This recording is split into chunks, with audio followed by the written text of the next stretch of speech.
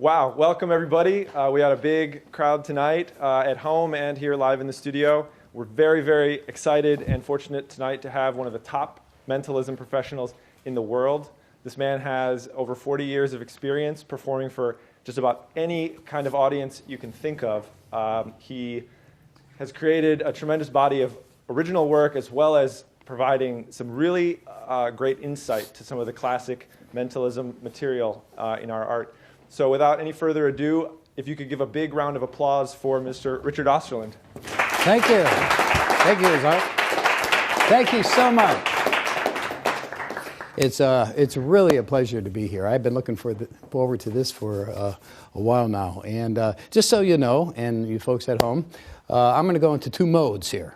I will go into performing mode when I work, and then I'll go back into lecture mode when we talk about that. I've tried many different approaches when I've done lectures for magicians, and I just found that it works better if I just pretend you guys are just normal people when I work, okay? Everybody always gets a kick out of that, referred to people who are not magicians as normal people.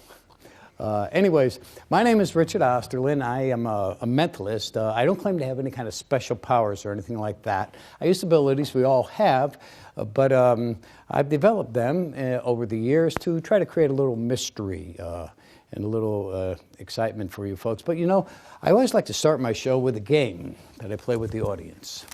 It's sort of like the old TV show, Let's Make a Deal.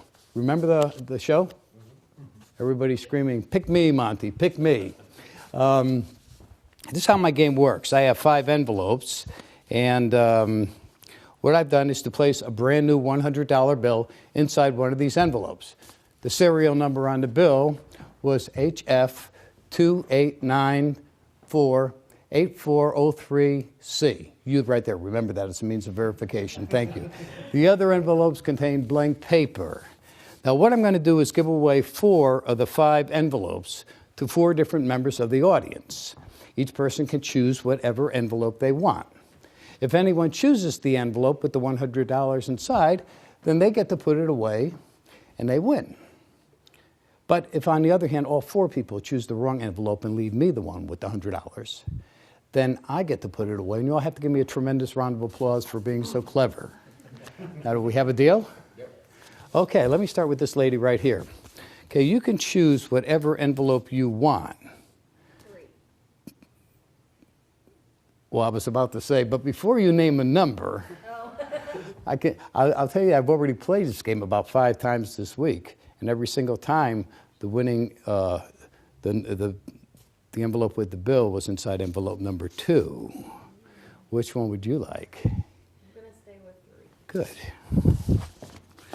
Just hold on to it. Don't let it go. Don't open it. I'm sure glad she didn't pick number 2. Which one would you like? 5. Perfect. This is just how it went every time I did this last week. How about you, sir, right in front? I have 3 envelopes left. Numbers 1, 2, and 4. I'll take 2. Oh, just hold on to it. Don't open it. I've got 2 envelopes to go, 1 and 4. You, sir, right there. Which one, 1 or 4? 4. Leaving me with number 1. Will those people who have envelopes numbers 3, 4, and 5, please open them up right now and hold the contents up above your head. 3, 4, and 5.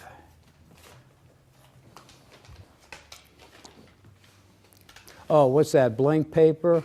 Oh, what a shame. I'm so sorry. You two over here, that's blank paper for you. And you've got blank paper. Oh, I feel so sorry for you. You realize what's happened here.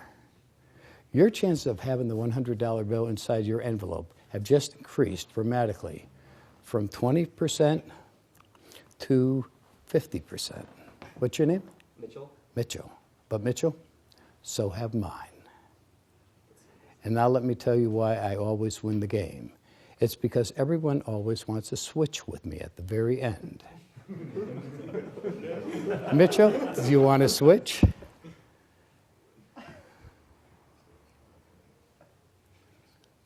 No. Mitchell, do you think I would have told you all about number 2 if I had put it in there again?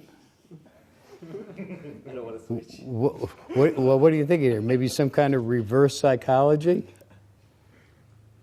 Hey, Mitchell, Okay. please switch.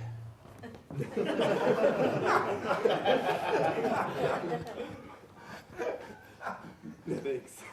Want to switch? Yes or no? No. No. Okay, then hold on to it. Let's just check and see what's inside envelope number 1.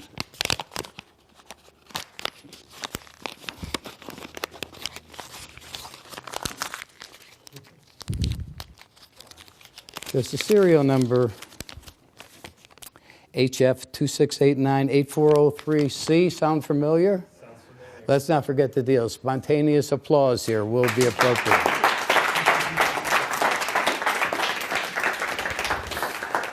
Now I got to tell you something here. Now I'm out of performing mood. This has been a crazy night tonight. Everyone, close your eyes for 1 second. Don't look at me. At home, close your eyes.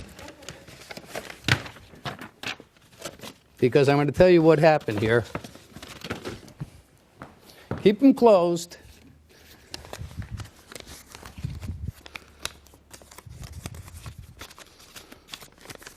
Now open them. Now the show continues. Mitchell, you still haven't looked inside what's in envelope number 2, have you? Would you open it up right now and take out what's inside? Those are 4 lottery tickets. Now, Mitchell, you can pick one. And after the show, you have to give one each to the other 3 people who played the game, okay? You know, it's a funny thing. I've been playing this little game for about 12 years now. And I seem to be rather lucky when it comes to picking these tickets. As a matter of fact, last year, my manager and I, we kept track of the winners just to make sure, for tax purposes, to see how many we had given away.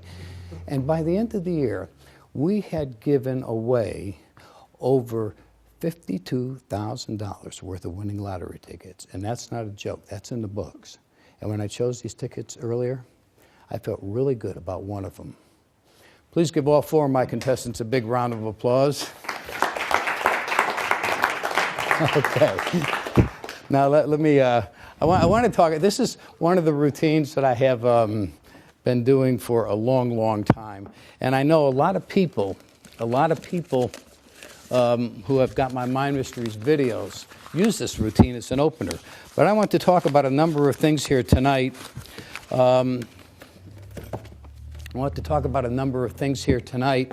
That go outside just the methodology. Do many of you people out there have my Mind Mysteries and know this routine? Yeah, so I certainly didn't set out to try to fool anybody with this routine tonight, but I wanted you all I want to explain certain aspects of it. I've been using this as my opener for, my goodness, over the last literally 12 years or so, and I still use it all the time. And what happened, just so you know, this is crazy, in the rush to be here, we had some problems. Back at the hotel, there was a problem with our room. We had to switch at the last minute, so we got here. We got here, and I'm not making excuses, but I forget to put the lottery tickets in the envelope. Because, see, what I have here is I always have the 5 envelopes set up. I always use number 2, just so I won't forget. And number 2 has the lottery tickets in it, and it should be sealed up. I didn't realize this until I started. And then when I looked down, the envelope was empty in the flat, and you kept feeling it. I kept trying to get you to switch back, and you wouldn't do it, Mitchell. But I figured if I got him to switch back, then I could end it, you know, and I could just drop the lottery ticket ending and then go back and show you guys to say, well, if he hadn't switched, then this would have been what happened. I couldn't get him to switch. So anyways, envelope number 2 has 4 lottery tickets. And just so you know, sometimes I'll buy, if I have time, I'll go and I'll buy pick numbers like a pick 3 and put those tickets in. I used to think to myself, well, the rub-off type are like cardboard, and they feel heavier, and people might notice, but it doesn't matter. People don't care. The person who has this doesn't feel the other envelope, so they don't really know what's inside, and it all makes sense at the end. So the four envelopes, 1, 3, 4, and 5, all have blank paper inside. And what I do is I just cut a sheet of 8.5 by 11 paper. You have that blank slip still? I cut a piece of 8.5 by 11 paper into 4 sections and quarters, and I just fold them once each way. And again, I don't worry about the size or anything else. They feel something's in there, and that's all that really matters. And so 4 envelopes have that. Number 2 has the lottery tickets. The $100 bill is folded up like this inside my thumb tip.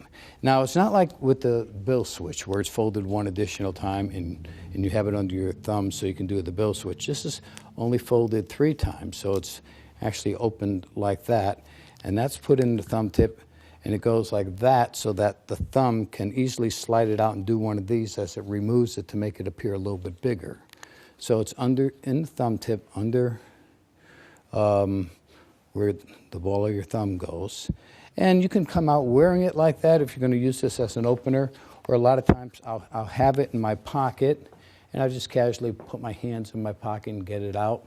Sometimes if you want to get fancy, you can have the elastic around the envelopes, and as you're talking, you can put the elastic away and get the thumb tip back, all kinds of ways. I'm going to talk about something before I go further with this routine. It's something we discussed earlier. It's about the size of the stage. I always talk about this in my lectures. Because people have seen so many videos, they're so used to seeing a magician here, especially with card magic, and they see this much, and this becomes the standard for the stage. And I've noticed sometimes I'll see entertainers come out and they will stand and perform like this and never move more than a step this way or a step this way. That becomes their stage. I move around all over the place because the more I move around, the bigger my stage is. You know, I tell people this. I say, what's the biggest show you can see? What is the very biggest show you can see, entertainment show? Rock concert, right? So you go to a rock concert, usually it's in a huge arena, thousands and thousands of people. And what do you got on stage? 5 or 6 guys? That's it. I mean, yeah, they might have lighting and fireworks and stuff, but outside of that, because magicians are always saying, I need bigger props, you know? I need big props if I want to be on stage. Well, what props do rock bands have? A guitar? And what does it do? Nothing. I mean, you know, it makes sound, but it doesn't do anything, right? It doesn't change color or anything like that, you know? A drum set that's got a lot of nice shiny cymbals, but what makes it a big concert? These guys are running all over the place, you know, playing off each other and jumping around stage and what have you. Their movement is what makes the show big. Likewise, you don't need big props to make a big show. You need to move around. The more you move around, the bigger your show becomes. And the reason I mention all this right now is because I don't worry about stuff like getting stuff out of my pockets. I just move around and I get it, like I just did now. I just put my hand in my pocket and I get it. I don't think about it. I don't care about it. No one else does either. It's a non-moment. No one will ever notice anything like that. People say to me, like, if you have to make a billet switch. Well, when I first got Animan and Corinda, I'd stand in front of a mirror and try to make the billet switches. Then I realized in real life, I'm going to come over here. I'm going to get a billet. I'm going to walk over here and give it to somebody else. If I can't switch it there, give up, you know? So anyways, I've got the thumb tip on my hand with the $100 bill inside. And did you notice when I'm talking a number of times I did this? And I have nothing in my hand because what I've done is just slide it off behind the envelope so it's hidden like that. Because, you know, most people would never in a million years spot a thumb tip, but there's always the chance 1 or 2 magicians are in the audience, you know. So I either have the thumb tip behind the envelopes like this, or I bring my hand forward like that, and now it's clean. The business with remembering the serial number on the bill, that's a real serial number. And what I do is before I go on, when I'm standing in the back, that's the worst time for nerves of any time going, is just before they introduce you. And if you let yourself, you can make yourself a wreck during that time. You can make yourself a wreck. So what I do, one of the reasons I like to start with this routine is I memorize the serial number on the bill. For real. And I get a different bill every time I do it. And I don't try to use mnemonic systems, right? I just remember the serial number on the bill. So that, in this case, it's HF 2689-8403C. That's what it is. I'm waiting to go on in the back, and I'm repeating that over and over again in my mind because I know it's going to be one of the first things I say. I know it's going to get a laugh when I say it. It's important to the show, and it occupies my mind before I go on. So, I'm thinking of what I have to say, and it's not the same line I say over and over again when I do a show. This is something that differs with each show I do, and it gives me something fresh to think about just before I walk on. So I come on now. Now, just so you know, just before I came on, I said to Azar, I said, are you going to introduce me? And he said, well, if you want me to, because I noticed a couple of the lecturers I watched on here, they just were there when the camera came on. And I said, no, I want you to because I want to talk about that. I want you to introduce me. I don't care what you say about me. Just make sure at the end you say, and give them a big round of applause. You have to condition the audience to applaud. Because a lot of times, audiences just don't know. They're not being mean. They're not being mean-spirited. They just don't know to applaud, especially when it's something like this, which is different.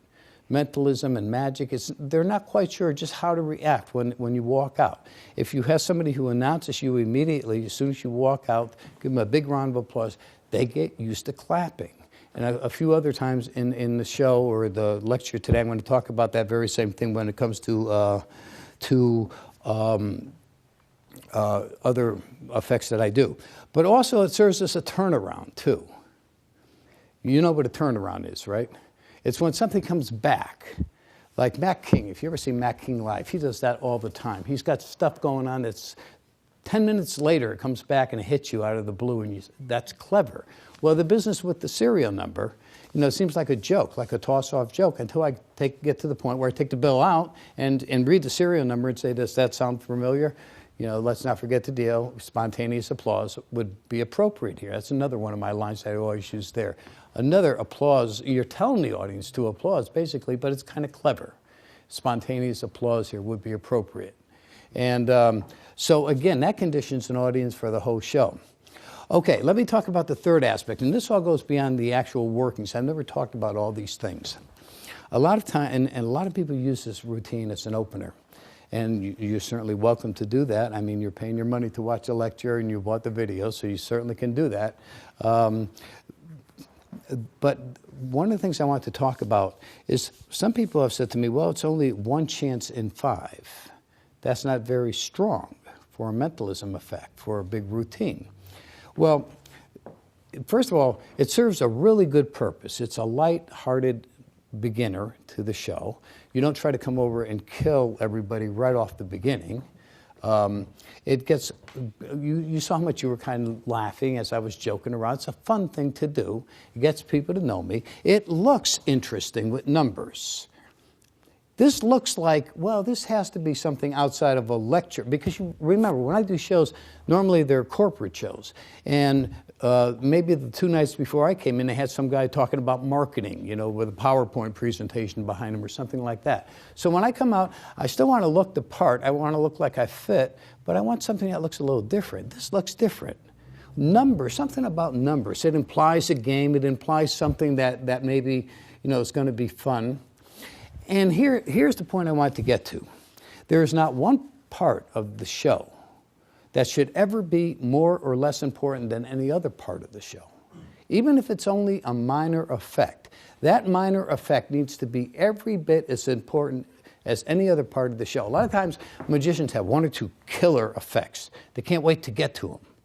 And the other things are like throwaway stuff that they just are throwing in there to take up time until they get to the big deal. That's the wrong attitude. Everything you do has to be equally important. Even if in your mind it's not as strong as something else, it's important. When you read a novel, let's say it's a mystery novel or a murder novel, okay? There has to be light things in there as well as heavy-duty things. You can't read a book or watch a movie and have action, action, action the entire time. You need to lighten up sometimes. You need to have things that build to the other stuff. This is what this routine does. This helps me to begin by building, okay? It's fun, it works, and if I remember to put the lottery tickets, in there ahead of time, and it's as important as any other. Did any of you see my Live Without a Net videos recently? No? There's when you get it, hopefully you will. You can get them from Penguin, okay?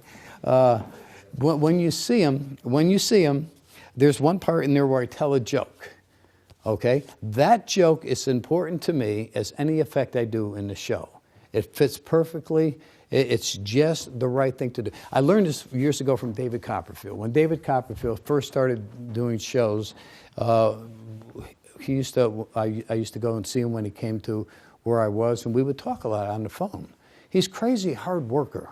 I remember one time I was doing a show in Arizona, and the phone rings, and it's David. And he says to me, "Hello, Richard, hi. I got a question to ask you." And we talked for a few minutes, and all of a sudden he says, "Well, I got to go now. I got to get back to the show." He had called me during the intermission, but he had this thing he used to do years ago where he had like a big glass mirror, and he walked through it. And I went to his show, and afterwards, he brought me up to the stage, and he said, "Come on, let's sit down." And we sat down in the audience. The auditorium's empty now. And he says to me, "What'd you think?" It's like, "What I think? Well, who am I to tell you what I think? You're David Copperfield. You're great." He said, "Well, no, seriously, what do you think? What do you think of this?" And I'm telling him. He says, "Well, what do you think about the mirror?" And I said, "Well, I'll be honest with you. That seemed like it was new. It needed something more to it than just that effect." And he said, "Yeah, I just added it, and I'm not really happy with it." So for the next 2 weeks, I kept calling him up with different thoughts and ideas on how to make it better, maybe, put your hand through it first, or do this, do that. Well, it turned out what made it eventually, and I had nothing to do with this, was he gets a guy up there to bang on the mirror, and the guy's banging on the mirror, and all of a sudden, he hands him out of the blue, he hands him a cloth to wipe the fingerprints off. And that gets a big laugh. And then the next thing you know, he turns back and he hands him a thing of Windex. And it wasn't even magic. It was just an accomplice came up next to him, or, his assistant, and just handed him the stuff behind his back, and it looked like he produced it, but it was no big deal. But that made the effect.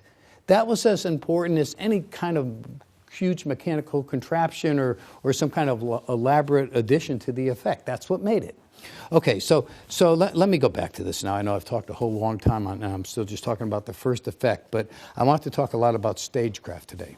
So anyways, okay, so you saw what happened. You can pick any number you want, but before you name a number, let me just tell you, I've already played this game 5 times this week, and every single time the $100 was inside envelope number 2. Now, what does that do? It implies that he must work a lot. He's played it 5 times this week. What number do you want? 3. They never say 2 the first time. Then I go to somebody else. I have, I'm sure glad he didn't pick number 2, and I always pull it up like that. Which one would you like? 5. Good. This is just how it went, And I go to somebody else. You, sir, I have 3 envelopes, numbers 1, 2, and 4. Which one would you like? Good. Isn't that amazing? I told everybody just what was going to happen. This is what I say, and I look around, and I usually see somebody going, "Me, pick me," and so let's say that was you. What number would you like? That always happens. Almost never do I get left with 2. When I do, it's almost funny because it's like, man, he told them, and yet they still are doing it, And then whatever one, I have 1. And it's surprising how many times I get left with number 1. It's amazing. Sometimes I think I could really put the 100 in number 1 and be safe most of the time because it just turns out that way. So then I say, well, those people have envelopes numbers 3, 4, and 5. Open them up and hold it up above your head. So you can go ahead and do that if you want. Well, whatever. And I'm so sorry, too bad, maybe next time. Then it comes down to you and I say, okay, you realize what just happened here. What's your name? Paul. Paul, the chance of you having $100 inside your envelope have just increased dramatically from 20% to 50%. But so have mine. And it always gets a good laugh, And I say, then, you know why I always win the games? Because everybody always wants to switch. And I go through the whole thing. They never switch. And, of course, what happens at this point when I open mine is I pop it with the flap toward them, and I sort of reach in there to spread it, and I just push the thumb tip in, and I come around this way, so now my hand is empty, and I actually have to reach inside, and as I'm coming out, I sort of spread the bill a little bit so it comes out looking bigger. Crush this up and get rid of it, and with the, there's a serial number, HF26898403C, sound familiar? Then comes my laugh. Let's not forget the deal, spontaneous applause would be appropriate. Then I come back to you and I say, you haven't opened your envelope yet. Paul, would you do that now? And you open it up and you take out the lottery tickets. And normally what happens at a regular show is I say, the person takes them out and I say, that's not blank paper. Those are 4 lottery tickets. And I stop. And the audience usually claps like that. And then I say, now you can keep one of them. And after the show, you have to give, and that gets another laugh. And then I do the business, and this is where I approach them. I walk up to them and I say, I've already played this game. Or last year we kept track of how many times I'd given away money we had given away. I make up the amount every time, $73,000 last year. And when I chose those tickets, I felt really good about one of them. And then I turned my back and I said, give all 4 of my contestants a big round of applause. Now this is a neat thing, and I'll tell you why it's so neat. Because I have just extended this effect till after the show. You see, usually after the show's over, what you have left is the show to remember. But here you've got something going on after the show. That's almost a continuation of the show. And that's kind of a cool thing too. Because now after the show, people got to get together. Now they have to rub the tickets off or take one each and see the number tomorrow. So it extends it after the show. And that's kind of a cool idea too. So this is why this effect has been my opener for a whole long time. And thank you very much. Questions? And I promise I'll go faster with the rest of the lecture. I don't want to just do 4 things in a whole lecture, but I wanted to really talk about that opener first. Any questions about anything here? Any questions from any of the viewers at home? I got a question. Yes. What if I want to switch with you at the end? Okay, good question. Very good question. What do I do with my envelope? Okay, well, let's just say let's say I've wound up with 5 and you've got 2. Okay, once in a blue moon, what happens is the person will switch with me. And usually in my head I say, darn it, I pushed him too hard, But okay, so he switched. And usually, I'll tell you what happens is the audience goes, what are you nuts? Everybody starts screaming at him because you play off the audience. And I say, okay, now are you happy you switched? Are you sure? Do you want to switch back? And then usually what I say at this point, if he says no, I say, what does the audience think? And they start screaming, switch, switch, switch. Let's say after all that, you still haven't switched with me. Then I'll say, okay, Paul, you had this in your hand, and you switch with me. Open yours up and see what's inside. And I have that person, he comes out with a blank paper. Then I open mine, and I go in there, and I leave the lottery tickets in there. I come out with a $100 bill, and I do the same ending as before. And then, while I'm talking, I put the thumb tip back on my thumb. As I'm talking, I say, I don't know if you noticed when you had this, but it was a little bit thicker than the other one. I'll tell you what, since you didn't win anything, you can have what's inside there. And I hand it back. And that's so I can still get the ending. So either way, I'm going to get the ending out of it. Yes? I noticed, I used to perform this all the time. Uh-huh. Small envelopes. And, Right. the effect, the 1 in 5 thing never was an actual problem because they understood that I did this all the time. So in fact, it became 1 in 1,000. Right, because you never lose. And if since you have done it, then you know that people will come up to you and they say, did you ever lose your $100 bill? I get that question all the time, and I always say the same thing. I said, nope, you know what? To this day, I haven't lost it, And they go, wow, But good point. Leave it in this situation. I mean, it never gets switched back. Right? It's crazy. Yeah, I mean, once, I've been doing it for literally 12, 15 years. I can remember maybe twice that people have switched. One time I got them to switch back again. And one time I had to do the ending like I said, so. The worst time was tonight when I forgot to put the yes.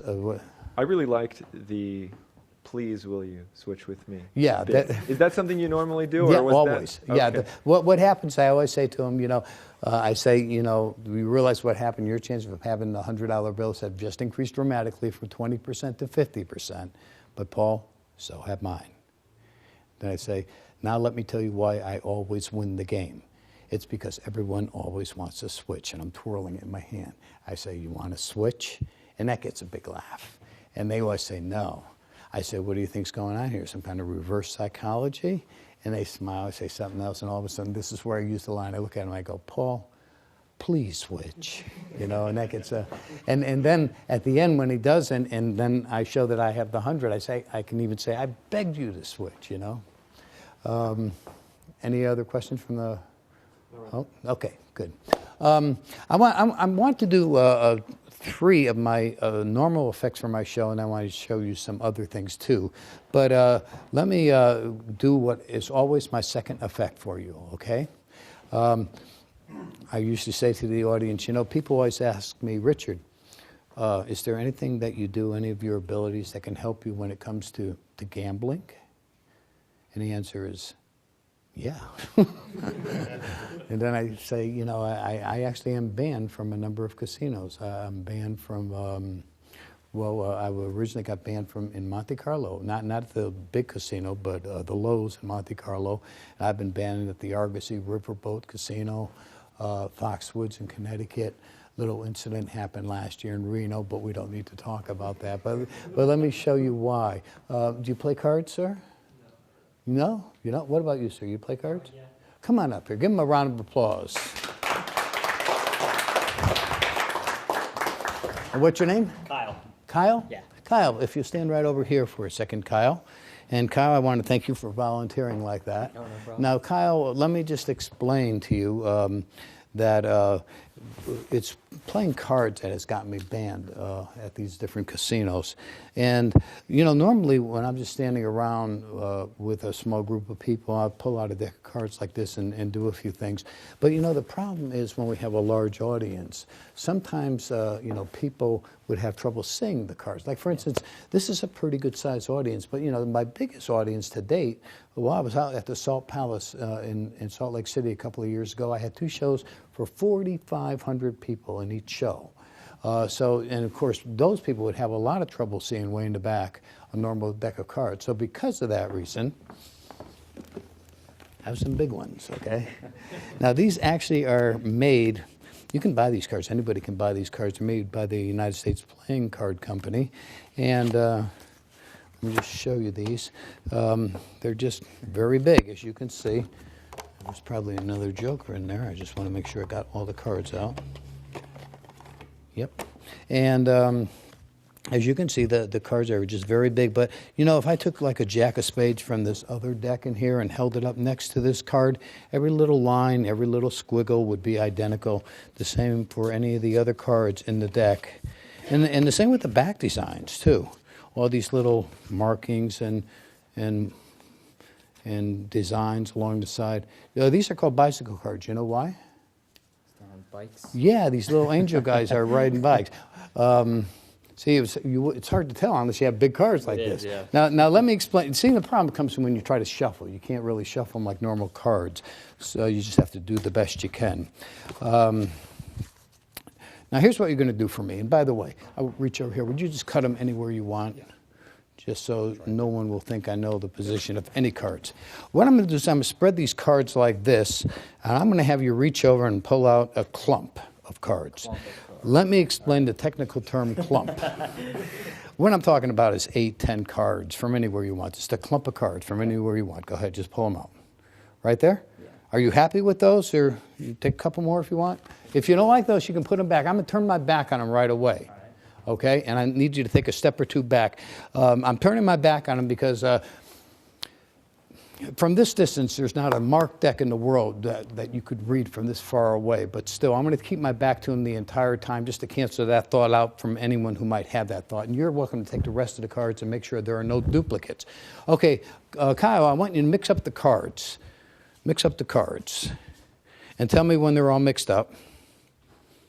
Are they mixed up? I think they're pretty good. Okay, now fan them in front of your eyes as though you were playing a card game like gin rummy or poker or some kind of game that you needed to look at all the cards and you needed to actually be able to see every card in your hand so that you didn't make any mistakes and lose the game. Okay, can you see them all? Yeah. Okay, now starting at the left-hand side, just let your eyes go over the cards, just looking at each card for a second or two, just 1 second. Keep going over the cards. Go back to the four of hearts. Hand me that card, please, right now. Again, spontaneous applause here would be appropriate. Okay. You still got the card spread, don't you? Yeah. Okay, look at the card. Look at the cards. Okay, wait, you just looked at a 10, but wait, there's two of them next to each other. That's what confused me. Actually, oh, that's interesting. There's a 10 of clubs and a 10 of diamonds right next to each other, isn't there? Yeah, hand me them both, please, right now. Okay, and I know you're thinking there's still another 10. That's a 10 of hearts, isn't it? Hand me that one. Okay, good. Look at your cards. Look at your cards. That was the Jack of Spades you just looked at, so hand me that one. Keep the cards. You got to look at them. If you don't look at them, I can't do it. Keep looking at them.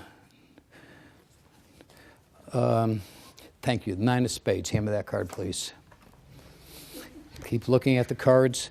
Now, wait a minute, Kyle. I'm not looking at you. Are you down to just 2 cards? I am. Okay, here's what I'd like you to do. Think of either one of the 2 cards for me right now. Just think of either one.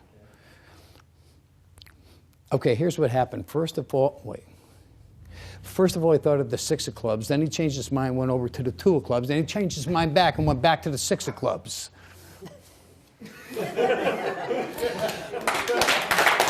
Thank you. Give Kyle a big round of applause. Thank you, Kyle. Are the cards different? Yeah. You look through them, they're all different. Okay. Now.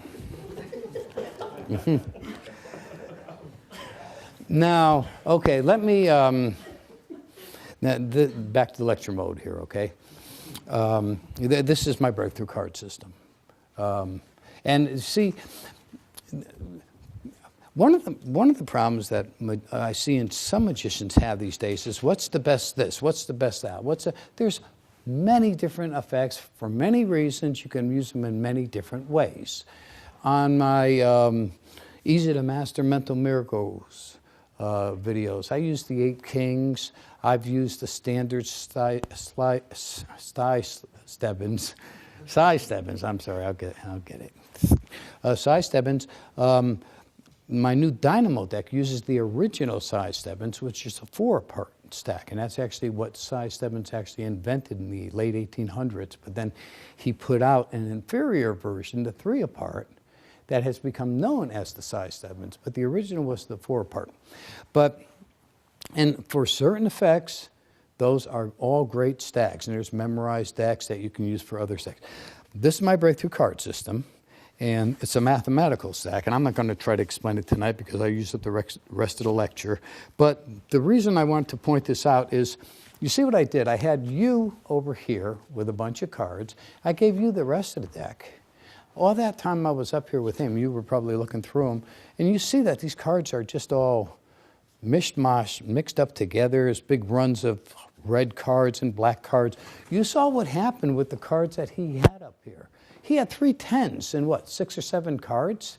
You know, anybody sitting in the audience, that registers in their subconscious like, wow, this deck is mixed up. How, the chances of that happening are I've seen other kinds of stacked decks and what have you. They're mathematical, and you never see 2 of the same numbers next to each other, or a run of, here's 2 jacks and then a queen right next to that. This looks like a really random deck, and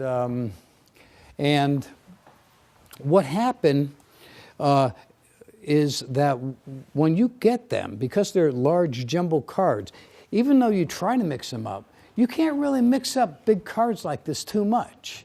That's why I could say to you, even after you mix them up, I could take a chance and say, you're thinking of a 10. No, 2 10s right next to each other, 10 of clubs and the 10 of diamonds. And you did. You had them right there. And then you had the jack in between the last 10, the 10 of hearts, because that was the original order. And even if you mix them up, most people only cut them. And if did you notice, even though I had my back turned to him, a few times I'm glancing over like this, just a little bit. Like at the end, that's how I knew you had 2 cards left, because I just looked over and I saw you had 3 cards. I took one away, and I figured you must have 2 left after that. So the point is, I can not only name the cards, but it gives the feeling to the audience that I'm actually naming the cards he's looking at that very moment. And in reality, Kyle, didn't I actually hit a lot of the cards you were like looking at? It kind of frightened me, actually. Well, I've been doing this for a long time, and I kind of learned that when you start talking, like the first card I say, if you noticed, I say, run your eyes over the cards, left to right, look at each card for a second. Now, wait a minute, go back to the 4 hearts, is what I told you.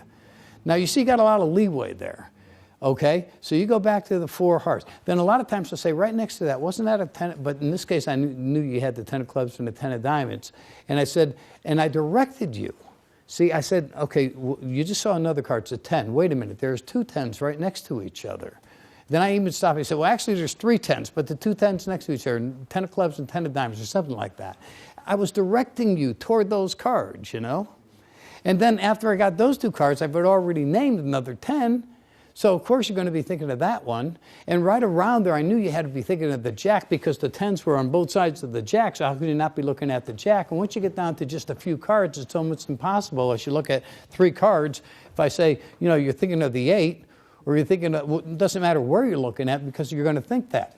Then when I finally got down to the last 2 cards, which was the 6 of clubs and the 2, I always end it this way, and the people always respond in the same way. I always end it. I say, think of either card, and the audience goes, wow, this has to be real. It's telling them to think of either card. Then I go, okay, this is what happened. First of all, you thought of the 6 of clubs, you changed your mind over to 2 of clubs, then you went back to the 6 of clubs again. And for some reason, everybody always goes like this. They go, and it makes us, you know, it's like tells the audience that's exactly what happened. Now, I don't know. It probably something like that did happen in your mind. When you got only 2 cards and I say, think of either one, then if I say, okay, wait, here's what happened. You thought of the 6 of clubs and you changed your mind to the 2 of clubs, then you went back to the 6 of clubs. Well, chances are you went back and forth a whole bunch of times, but mostly always. And it's almost a little bit of a double meaning thing, because a lot of times I think the people just do it to show those are the 2 cards. Whereas the audience takes it to be, yeah, that's what he did. He thought of the 6 of clubs, then he changed his mind to the 2 of clubs, then he went back to the 6 of clubs. Now let me tell you why I decided to use this, because, see, the first effect I do in my show, the banknote, it's fun. And it works, and it's fun, and you get a lot of laughs out of it, and you still create a miracle. But this one hits hard. It's all of a sudden like, wow, this guy can read minds, really. Because, see, of all the different aspects of mentalism, mind reading is the strongest effect. I love all kinds of magic. I've done all kinds of magic in my life. But let me tell you why mind reading is so important. You know, I've written books and books about this kind of stuff, and it is, to me, it seems so obvious. And I'm not trying to dream this stuff up. I'm just telling you what I think is just as plain as the nose on your face. Mind reading represents a power that most people want. I wrote about this in one of my books. People, if you like action movies, chances are you envision yourself being the action hero. If kids go to rock concerts, they see themselves up on stage singing, playing the guitar. That's why you have so many people trying out for American Idol, okay? People are drawn to entertainment that they kind of wish they could do. You know, if a lot of you know, I'm a big James Bond fan, okay? I even have a James Bond novel dedicated to me. When I watch a James Bond movie, I'm Bond, James Bond. That's how it is. So when people see a mentalist, if they like it and want to come back and see him again, why do you think that is? Because they want to be able to do it. See? This goes, first of all, to my this is why I have my expert theory, I call it one of my books. A lot of guys want to come out who are mentalists and they want to claim, and I don't know why people have gotten to, you know, magic and mentalism goes through different phases. And a while back was this NLP phase, you know. You got to tell everybody you're doing it by body language and NLP, and that to me just strips away the essence of what mentalism is about. You know, it's supposed to be kind of mystical and spooky and neat and stuff like that. People want to believe that maybe they have this ability in them. They have the need to tap into it. They don't want somebody to come out and say, I've studied this for 35 years, now I can do it. Well, what does that tell the audience? It's going to take you 35 years to do it. If I came out here and showed you a miracle and I said, I'm putting it on the market and it only costs you $250, but it's going to take you 7 years to learn how to do it. Are you interested in wanting to buy it? Right? You want to be able to do it now. People who see a mentalist, they want to think that, yeah, maybe I can do that. Maybe I just got to tap into it. Because there are all kinds of things that we can tap into in our own minds if we know memory work. I've demonstrated memory systems on a couple of my videos. People, the first time they get a book by Harry Lorraine or some videos and they learn how to do it themselves, it's like, wow, I've had this power in me all the time and I never knew it. Same thing if you learn how to do like quick math or read one of these books and all of a sudden you find out you can do these mental calculations so quick. It's like amazing to think you've got this ability in you and now, now you've learned how to tap into it.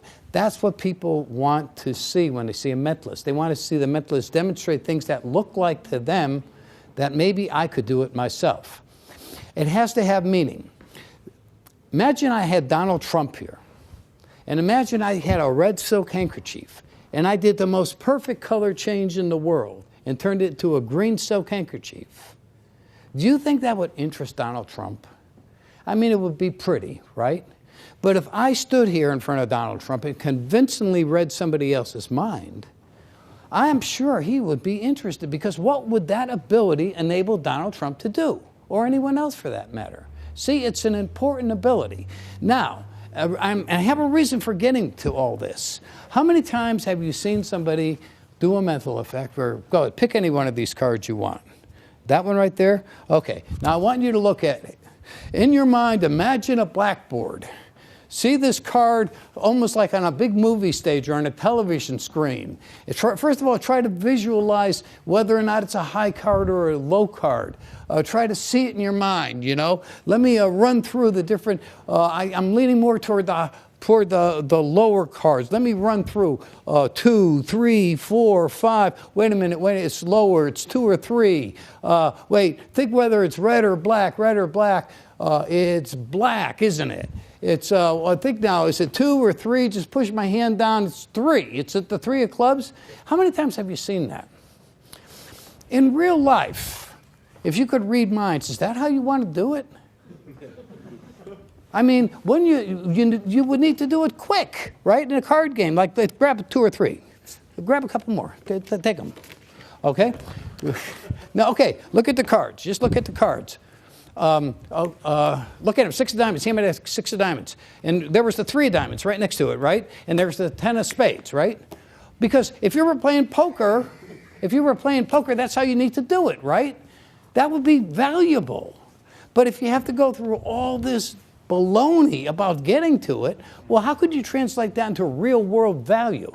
You see? It's like, you know, you're with a business client and you're trying to sell them, you know, a $32 million deal, you know, and you're trying to evaluate what you need to do. Picture in your mind, you know, how you need to break apart this company and do this and that. You know, it doesn't, but if you could just like glance at somebody and know. People always come up to me, like when I do my thought scan after the mind reading. And after a while, it's like I'm popping thoughts out left and right. And it's like, people say to me afterwards, when you walk down the street, do you just pick up thoughts from people? You know, and they're hoping I say yes, because they would like to do that. Imagine how your life would change if you could look at somebody and know what they were thinking.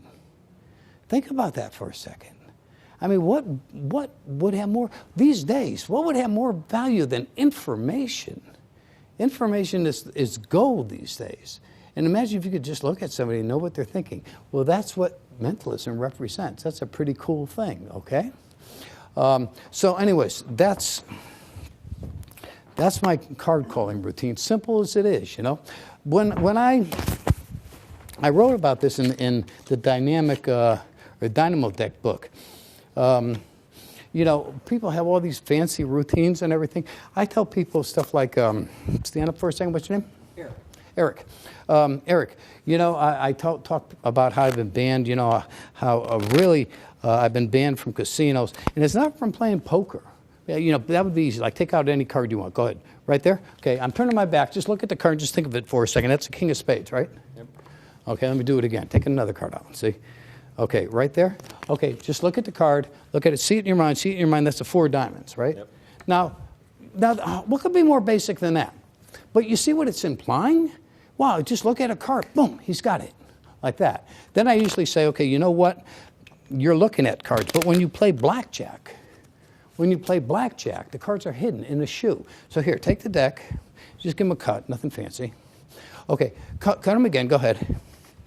And take the top card, put it in your right trouser's pocket. That's your right trouser's pocket. Take the next card, put it in the other side. You know, you got to take one more and just stick it in the back pocket or something like that. Okay, and put the rest of the cards right in here. Okay, was that fair? Okay. Do you know what any of the cards are? Nope. You didn't look at them all, right? Okay. Where do you want me to start? My right pocket. Okay. I can't explain how I can do this, but it's that 5 of hearts is in there.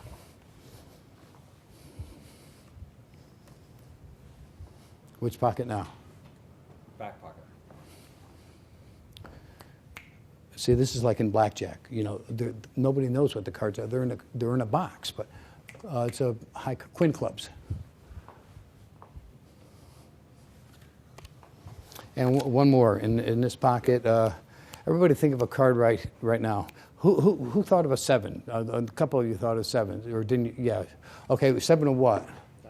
Take it out. Thank you. Okay. You see the effect? Do you see the effect produced? It's all about effect. You know, I've been doing this. I've been doing this my whole life, and when I first started out, when I was a kid, man, I would need to buy everything. I need to buy everything. Every mental effect on the market, you know, every book, every piece of equipment. And now I hardly buy anything anymore. It's effect, you know. Kreskin is wonderful when you see him. The stuff he comes up with, just amazing how he can take standard stuff and do what he does with it. But the effect, it was like, well, yeah, you know, it's not because, you take a card out and just look at it. It's this. Take another one out. It's this. It just gets the impression, all somebody's got to do is look at something. I see it in my head. But then we take it a step further. And you notice how I relate it to blackjack. Okay, it's not a question of cards in his pocket, but rather when I sit in the casino and play, I somehow can sense the card that's going to come up, that I'm going to get dealt next. What does that mean?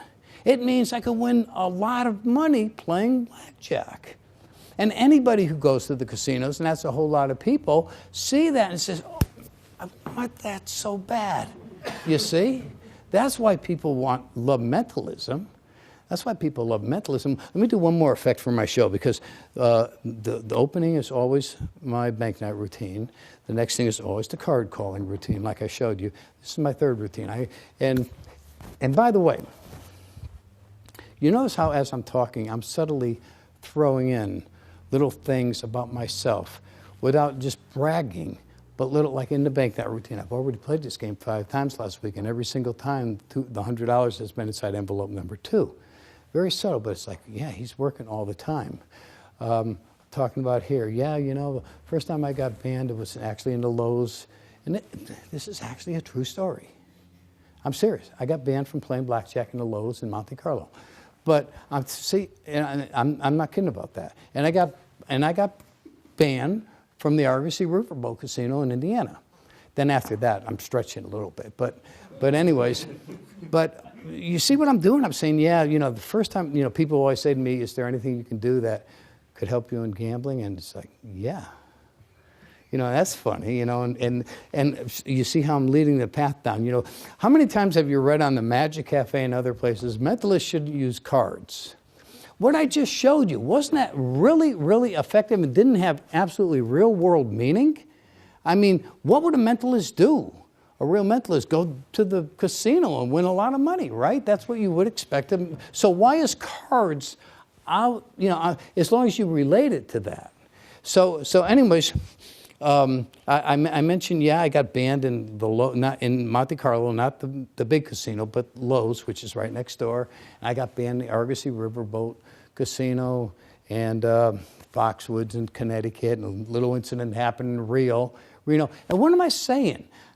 I'm saying, yeah, this guy goes everywhere, man. He's been in Monte Carlo, he's been here, he's been there, he works all these casinos without ever saying it. That's the only thing I got against Kreskin.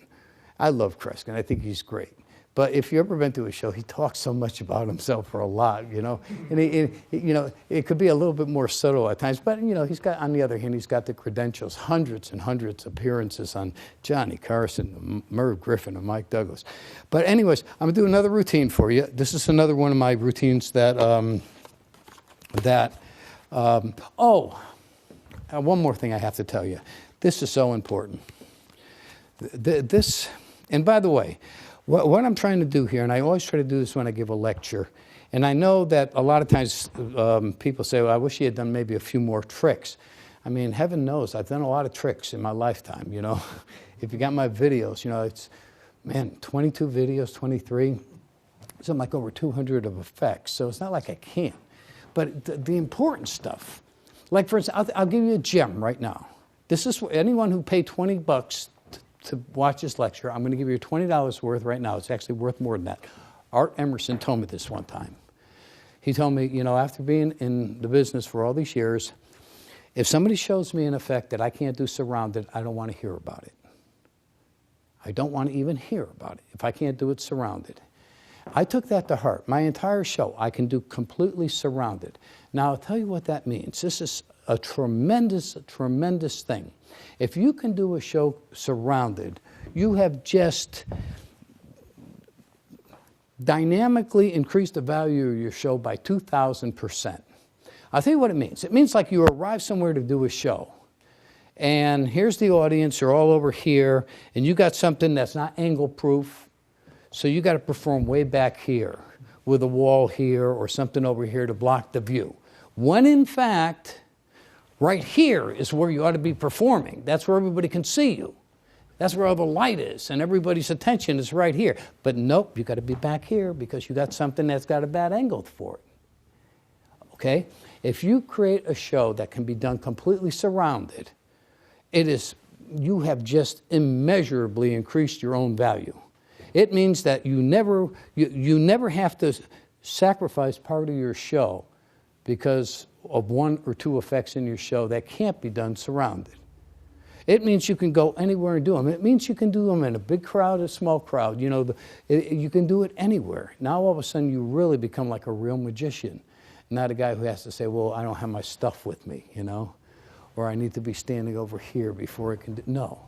Anywhere, anytime, any place. The best magicians of all times, Malini, when it comes to magicians, or Bert Reese when it came to mentalists and billet workers. Any place, any time, do it. And if you can do it surrounded, that just increases the show so much. Now here's another thing. I'll show you something that's equally as valuable. That by the way, was an Art Emerson idea. This is my idea, and I'm telling you, this is golden. Because people say to me all the time, I'm good at close-up, but when I get on stage, it's really difficult for me to be in front of all those people. Eric, come on up here for a second.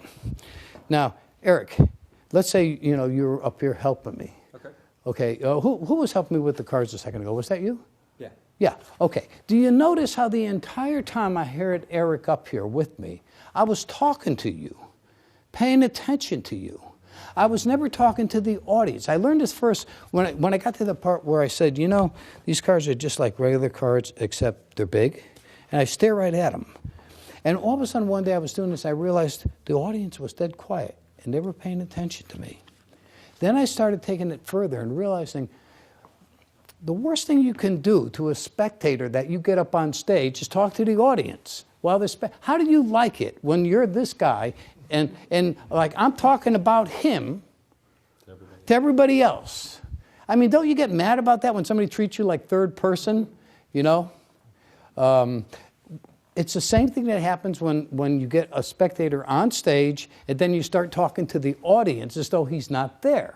That's why when I got you up here, everything I did was to you.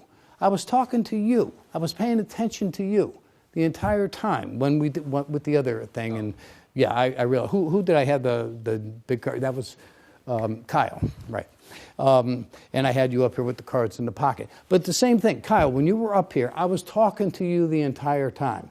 I was out at you can sit down, thank you. I was out at Mindvention, and I had a show in the evening, and a couple of the guys who were at the show said later, you know, the person you picked, she was a troublemaker to some of the other entertainers, and it was really messing up their act. And I didn't even realize it because I was in the back. I didn't see any of the other acts until I got up there and I just chose her. She was up in front. And they said, did you purposely choose her just to show you could handle her? And it was like, well, no, I just got her because she was up in front. They said, but, you know, she didn't act up for you. Well, because I paid attention to her. I didn't treat her, you know, as like an object up here. She was a person. You know, I have strong feelings about this. And I promise I'll get back to tricks in a second. But you don't love your audience, you're going to fail. You don't care about your audience, you're going to fail. You have to want to give them something, okay? You have to want to give them something. Does anyone have any change in their pocket? What do you got?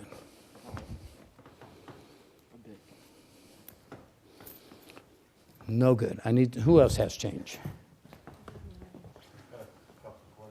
No, I need somebody who's got a whole bunch of different kind of change. You have a purse or anything like that? No? What do you got? Not much. No? Nothing? Got everything except pennies. Anybody got pennies? No? Anybody at all got any pennies? See, I'm not going to give up until I get somebody who's got pennies. What do you got? Okay. That was a penny. Oh, what?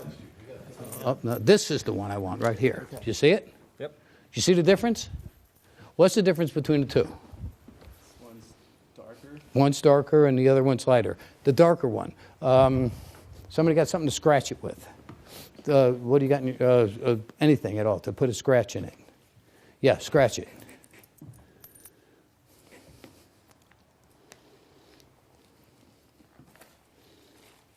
Got a scratch in it? Yeah. Okay. Eh? Okay, there it is. Was that fair? Okay. Now watch it. Cameras, are you on this? Okay, watch. Obviously, nothing else in my hands, okay? Watch.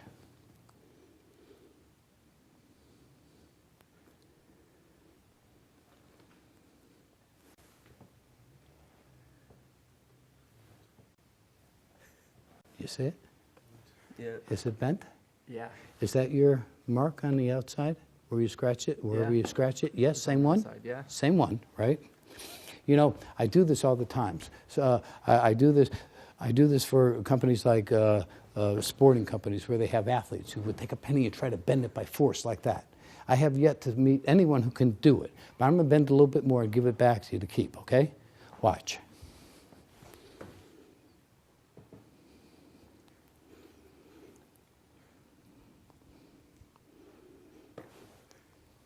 Look at it now. Here you go. Thank you very much. Okay. Okay. Did you enjoy that? That's my penny effect. I've been doing it now for a whole lot of years, and I won't tell anybody how it's done. I'm going to go to my grave with that, okay? Okay? Is that cool? Yeah. Were you watching really, really close? Okay, totally cool. Did I give you something? Do you now have something you didn't have a little while ago? Something special? Something you can talk about? Something you can go show to other people and say, I swear to God, he took this penny And I scratch it and give it to him. I saw him, he didn't have anything in his hands, no kinds of gimmicks or anything, and he bent it, and here it is. Isn't that a cool thing?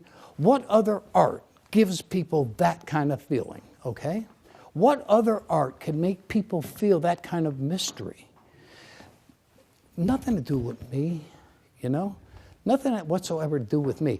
I love doing this because I love to see people's faces. I love to know that I have shown them something they are blown away by. You know, I've given you something. That's what you need to want to do when you perform. You want to give something to people. When you pick up a painting, or you go into a museum and you see something like a Rembrandt, and you see that, that is nothing more than some pigment on a canvas. And yet, if you're into art at all, you look at certain paintings and they just grab you. And they just move you. And yet you know it's not anything but pigment on a canvas. What is it about that makes it do that? It's because that artist put himself into that painting somehow. It's mystical. It's mystical because you look at it and you just get feelings from it. That's what magic ought to be. If you want it to be an art, you ought to give people things. You ought to give them feelings that they can't get anywhere else. Because that's what's unique about our art. And mentalism especially, because it's so personal. Okay, let me move on to my next effect. And bear in mind as I do this, what I was talking about, the subtleties, about building myself up in little ways. Have any of you ever been to Bermuda? No? It's a cool place. I remember the first time you've been to Bermuda? It's a cool place. But let me tell you something. In Bermuda, everybody really takes their time. Nobody rushes. Everybody takes their time. Everybody moves real slow. And I couldn't figure it out at first, why people were just so laid back. And I realized, well, it's stupid to rush in Bermuda, because if you rush, all you do is you hit water, no matter which way you go.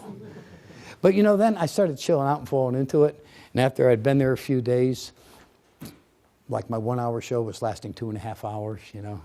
And then I flew back, and I landed in LaGuardia, and it was like culture shock with people going left and right and back and forth. And I thought to myself, time is so different for different people. And I created an effect based on time, and I'd like to show it to you now. Would you like to see it? Okay. I need somebody, a watch. Who's got like a regular watch, not a digital watch, but one that, can I borrow it? It's the cameraman. So if the camera's bouncing up and down like this right now. This is very nice. Oh, it's a Swatch watch. Okay, that's good. Yeah, I'm just pulling the stem out to see how it turns when I do that. That's okay with you, isn't it? Okay. So now, I need someone to help me. I need a lady to get up here and help me. Would you mind helping? And your name is what? Kathy. Kathy, come up here. Right over here, Kathy. Now, Kathy, let me, I have to make sure that you and I are in sync. So I am just going to take, actually, I'm kind of proud of this. You know, I live in Kentucky. See what this actually is? My business card? Well, it's one of my cards. See what it says? Yes. Honorable Order of Kentucky Colonels. I'm a Kentucky colonel. Isn't that cool?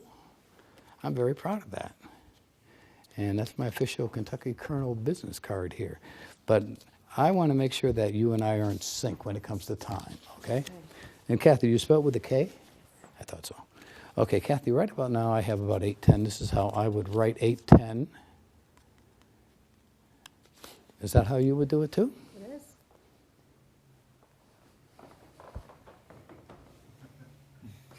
is.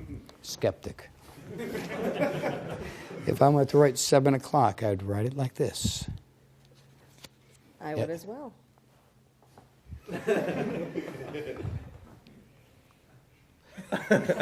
Made him go cross-eyed that time. Of course, if we were in France or Europe, I'd draw a line through the 7 like that, because there they make 1s almost look like 7s. I'll take your word for it. Okay. Now, Kathy, here's your job. Kathy, you're going to put a time right here on top of this line, okay? Okay. About this big. Now, if you have a time in your mind that means something to you already, like, for instance, a time someone was born or something important happened, not anybody passing away or anything like that, but the time somebody was born or something good happened, if you know that time off the top of your head, that would be fine. But if not, if you have to make one up, that's okay too, if you just want to snatch it out of the air. Okay. But if you do snatch it out of the air, make it something good, okay? Not something easy like 8:10 or 7 o'clock, but something good like 9:43. Okay. 2:01, 12:57. I'm gonna avoid all Something good. Okay. Put it right there on top of this line, and then when you're done, just close the card up, okay? Okay. Here you go. But before you do anything, I'm going to walk over here because I need another lady to help me. You're the only other one there is. What's your name? Hallie. What is it? Hallie. Hallie. As in Halle Berry. Yeah, close enough. Okay. Well, how do you spell it? Hallie. Oh, I-E instead of just, but she spells it with just an E. With just an E. Yes, I thought so. Okay, are you done? I didn't do it yet. You told me to wait. Oh, I'm sorry. I meant while I went out there. Okay, well, put your time down. We won't look. We'll just, I'll talk to Hallie over here. Okay. We're done now? Okay. Now, okay. And I'm just, there's no way to see through this card. Okay? And I didn't say take it. I'm just showing you. Did anybody see what you wrote? No. Hold your hand out, and I'm going to take and crush it like this. Okay. Did you make the time up, or does it mean something to you personally? Sort of? Kind of both. Okay.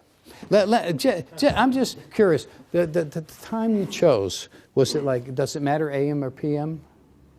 I think it was AM. Okay.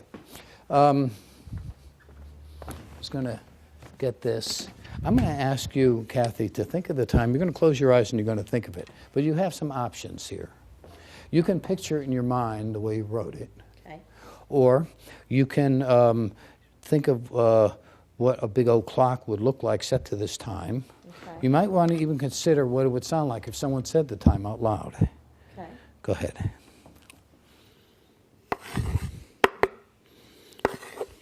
I'm going to go, you're not looking, right? You can see. I'm going to put this right over here.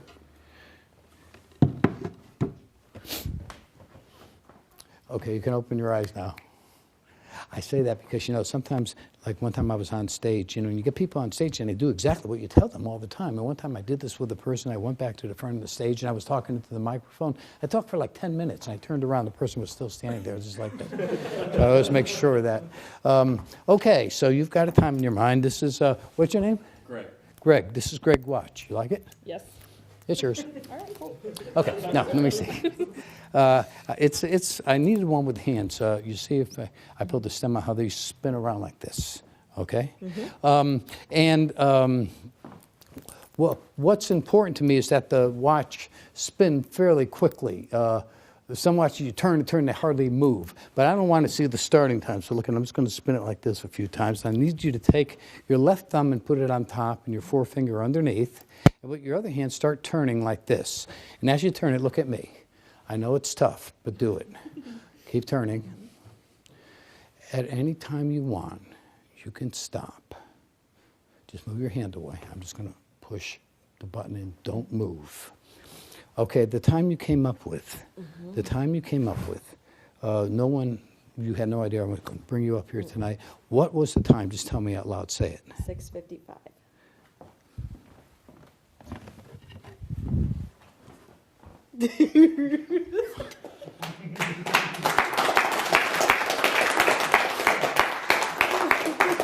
Thank you very much, but that's my job. On the other hand, this is not my watch. We spun it. We didn't know even where we were starting because I wasn't looking. And then you had it face down. You could have stopped wherever you wanted. Let's see how close we got. Oh my, what time does it say? 6:55. 6:55 on the button. Look at this. The camera. Please give a big round of applause for Hallie, for Kathy. Thank you. Give them a big round of applause. They go back to their seat. 6:55. Okay, now let me go over that whole routine. Did you see what I was saying about the Bermuda stuff and, the fact that I'm a Kentucky colonel and all these little things that just kind of creep into the conversation as I'm going, doing the whole thing? Okay,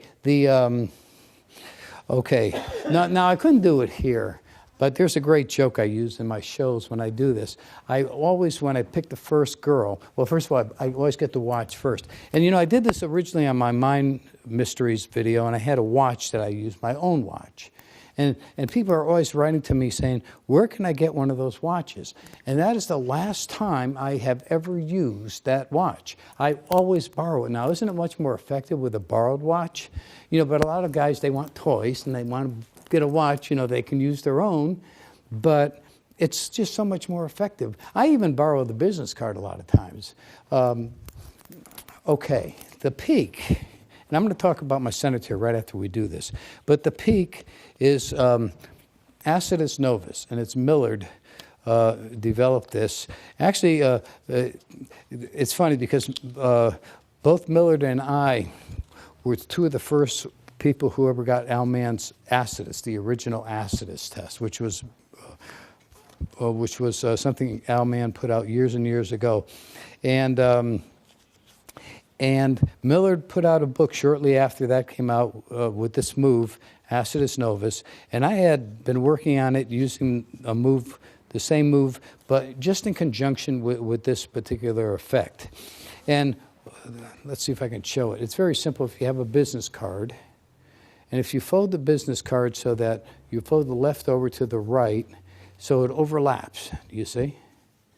And then if you fold up so that you have this space here, and I know that you folks at home can download this and rewind it, so I don't have to go into great detail to explain this. But what happens is, if you put your thumb right here and stick it in, you see if you bend it down, you can see what the person wrote. Yeah, I am sneaky. Very sneaky. You can't imagine. There, how sneaky am I? Yeah, that's my wife. She says, I can attest, he's sneaky. Now, do you see how I forced you to write here in a way that seemed like, okay, you know, I want to make sure you and I are in tune, so I go in the upper right-hand corner and I say, right about now it's 8:10. How you would do it? Yeah, and I come and I have some fun with you. And by the way, did you see the turnaround at the end with him? Okay, then I say, and I always say 7 o'clock for the second one so that I can do it again. The second time I say, oh, I made him go cross-eyed, you know, that's funny.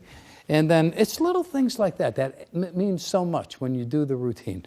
Then I say, you know, if we were in France or Europe, I would draw a line through because, you know, they make ones that look like sevens. And see what I've done? I've taken up 3 of the areas. So it makes perfect sense that I draw the line here and say you put your time here. So now that's where it's got to be, and that's where I need it to be so I can get the peak. Okay? So I let you do that, and then I go get the other girl. And, of course, I've got the watch, and that's a funny bit. You know, you like to watch? Yeah, keep it. A lot of times, you know, people in the audience will have a Rolex or an Omega or something like that, and that's especially funny then.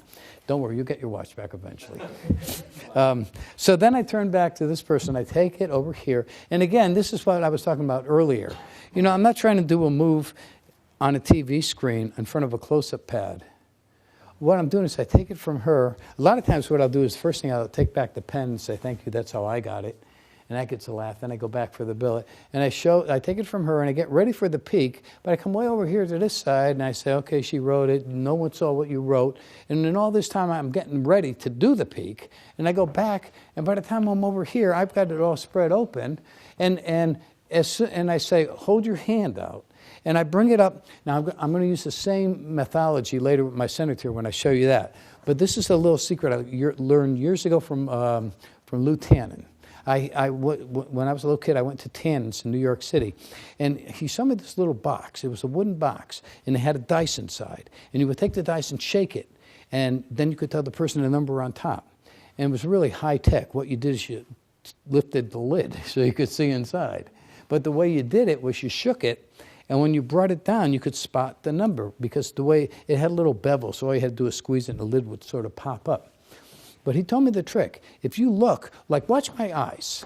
Now watch just my eyes. Watch when I do this. Did you see that? That's sneaky, right? It looks sneaky. I'm peeking, obviously. You can see that little bit of movement. Everybody can see that. So he said, if you try to peek like that, everybody will catch you. But if you shake it and you pick a spot on the floor, you shake it a couple times, and you bring the box into your line of vision, then nobody's going to see that. Same thing here. I'm getting ready for the peak, and I say, hold your hand out. She holds her hand out. I look at her hand. I bring it up into my line of vision. I see the time, and I fold it like this and put it into her hand. And the whole thing happened so quick. I've been doing this for years and years. It just goes by in an instant. So it's like, hold your hand out, boom. Now, if she's got it squeezed in her hand, I immediately follow that up with, did anybody see what you wrote? You see how it kind of cancels out? Nobody could possibly know. Then I go through the whole business about you seeing it. And did I ask you tonight, did you see it in two different ways? You saw it, but you heard it too, didn't you? It's almost impossible not to hear it too, especially if somebody suggests it to you. You picture it in your mind, the way you wrote it, or maybe the way it looks on a big clock, or even the way it might sound if someone said it out loud. As soon as I say that, you're going to hear it in your head. So later, if I say, did you see it, but you also heard it too? Well, yeah, somewhere along the line, it's almost impossible to see something and not hear it at the same time. So all that adds to the effect. Now, with this business, what I've done is I pulled the watch out, and I do this with any kind of watch I can get my hands on. And I'm practicing to see how the hands spin, and I show it over here, and I show it to this person. And all I did was, as I'm talking, I got it set to about a minute or two before 6:55, and I pressed the button all the way in. Now, if you come back up here for a second, well, actually, you were on this side, but we'll use you for the watch thing this time, okay? Rather than drag you back up here, Haley, okay? So I got Kathy up here. So what I did, and because she was up here last time, so it probably looked like I held it up in front of her and I was spinning the hands. But what I did was this. I said, I don't want to even see the starting time. Now, what can you see? My thumb, right? Because I got my thumb over and I'm just turning the stem is pushed back in now. It's already set at just before 6:55. And I'm holding it in front of you. I'm saying, I don't want to see anything. And I'm doing this. Now, it kind of implies that you can see the hands going around. Yeah. And I say, but I don't want either one of us to see what's going on. Put your left thumb on top and your right forefinger the other way, left thumb on top. And now start turning like this. And as soon as she goes to turn, I say, look at me. I know it's tough, but do it. Start spinning and keep looking at me. You see, it's not her watch. She's never held this watch before in her life. She has no idea what it feels like with the stem pushed in or out. So she has no way to tell it's not, turning that way. And I've prevented you from looking at the watch by what I put together a second ago. And I say, the second you're happy, just take your hand away. Then I go, don't move. Let me just push the button into place, which was nothing. That's a fake. I just pretend to push it, and you're set to go for the ending. See? And that's that. So thank you very much. Give her a big round of applause. Okay. First of all, any questions from anyone out there about this routine? Okay, let me tell you one of the things about this routine and about so many other routines I do. I could do this on the spur of the moment, anytime, any place. I use a big old blackboard to write on, but I could have done it with a pad. I am ready to go at any time with this routine because I can always get a business card, can always get something to write with, you can always get a watch. So I've done this close-up. I used to do this in trade shows. Sometimes I work for 3 or 4 hours at a trade show, and then I would finally finish up with that as sort of the big finale, just on the spur of the moment. Any questions at all? Yeah. One thing, I've again done this routine with buying the right type of watch, which they right. work in and out. No difference. It makes no difference whether you push it in or if they put it in. Yeah. Yeah, I've seen people, well, I found this watch, they got to pull it out and set it to the date, and right. Then, so it doesn't turn. But it doesn't matter. I mean, this way of handling seems so nonchalant and normal that it certainly counteracts all the little touches trying to pull the stem out just right to get it to the date setting and not too far. I'll tell you an easy one to use is any kind of locking mechanism like a Rolex or one of those type of watches where you have to screw in the stem. Because as soon as you unscrew it, you're set to go. You can pull it out, turn it, and then just push it back in, and it'll still be like loose, but it doesn't change the time whatsoever. It fooled me because I know. It fooled me because I know his watch, and when you grabbed his watch, I thought, "Oh, he's screwed." Yeah. But it just has so much more effect doing it with a borrowed watch. Let me show you something now. I want to show you my cemetery, and I got a couple of things that I want to show you that are new. Because so far, I figured a lot of people who are watching would like to maybe see some of the standard stuff, but maybe some new ideas and by the way, did you notice again how when I had Kathy and Haley up here, how I paid attention to them? How I didn't talk to the audience and like ignored them the whole time. I mean, I talk to the audience like I am right now, and you need to be able to do that. But once you get somebody up on stage, 90% of your attention needs to be on them and shouldn't stray from them. Because that's when people start messing you up. It's like, hey, he got me up here, he's put me on the spot, now he's ignoring me. You know, and so people sometimes want to get revenge when you do that kind of thing, you know, so you have to. What's your name again? Your first? Mitchell. Right, I asked you that before. I'm a mentalist, Mitchell. M-I-T. C-H-E-L-L. C-H-E-L-L, Mitchell, like that. Yes. Okay, this is heavy paper. You can't see through it, okay? Think of someone who's not here, but someone who you see and talk to often, a friend, a relative, someone you actually see, okay, and talk to, okay, and no one who's here, okay? Now, whoever you're thinking about, don't let anybody see. Watch out for him. He looks like a peeker to me. Okay, whoever you're thinking of, I want you to put their first name, just their first name, put it right on top of this line, just like I did your name here in the front. Put it right there and then close it up, okay? Just the first name. Don't look. I'll walk way over here. Look at how far away I am. There's no way, there's no mirrors or anything reflective or anything like that. I'm way over on this side of the room. Tell me when you're done. I'm done. Okay, now watch me closely. Watch me closely. Just want to touch it. Most of the stuff I do, I use my hands in some way or another, but I'm not trying to peek at it or anything. I just want to touch it for a second. I'm not trying to, I wrote your name on it so you know it's not the old magician's trick where they switch the pieces. I won't touch the pad because I don't want you to think there's a mark or something on the next sheet down. Hold your hand out. This person, is it a friend of yours? Yes. You've known the person for a long time, correct? Yes. Did you go to school with this person? Yes. The person has lighter color hair, don't they? Lighter than yours. Yes. The person is not that tall, I don't believe. No. But it's a good friend of yours. If the person were standing right here and you want to introduce him to me, how many years would you say you've known him? About 3 years. About 3 years. You'd say, Richard, I'd like you to meet my good friend. It's Joshua, right? Well, you call him Josh. Yes. Is that right? Okay, thank you very much.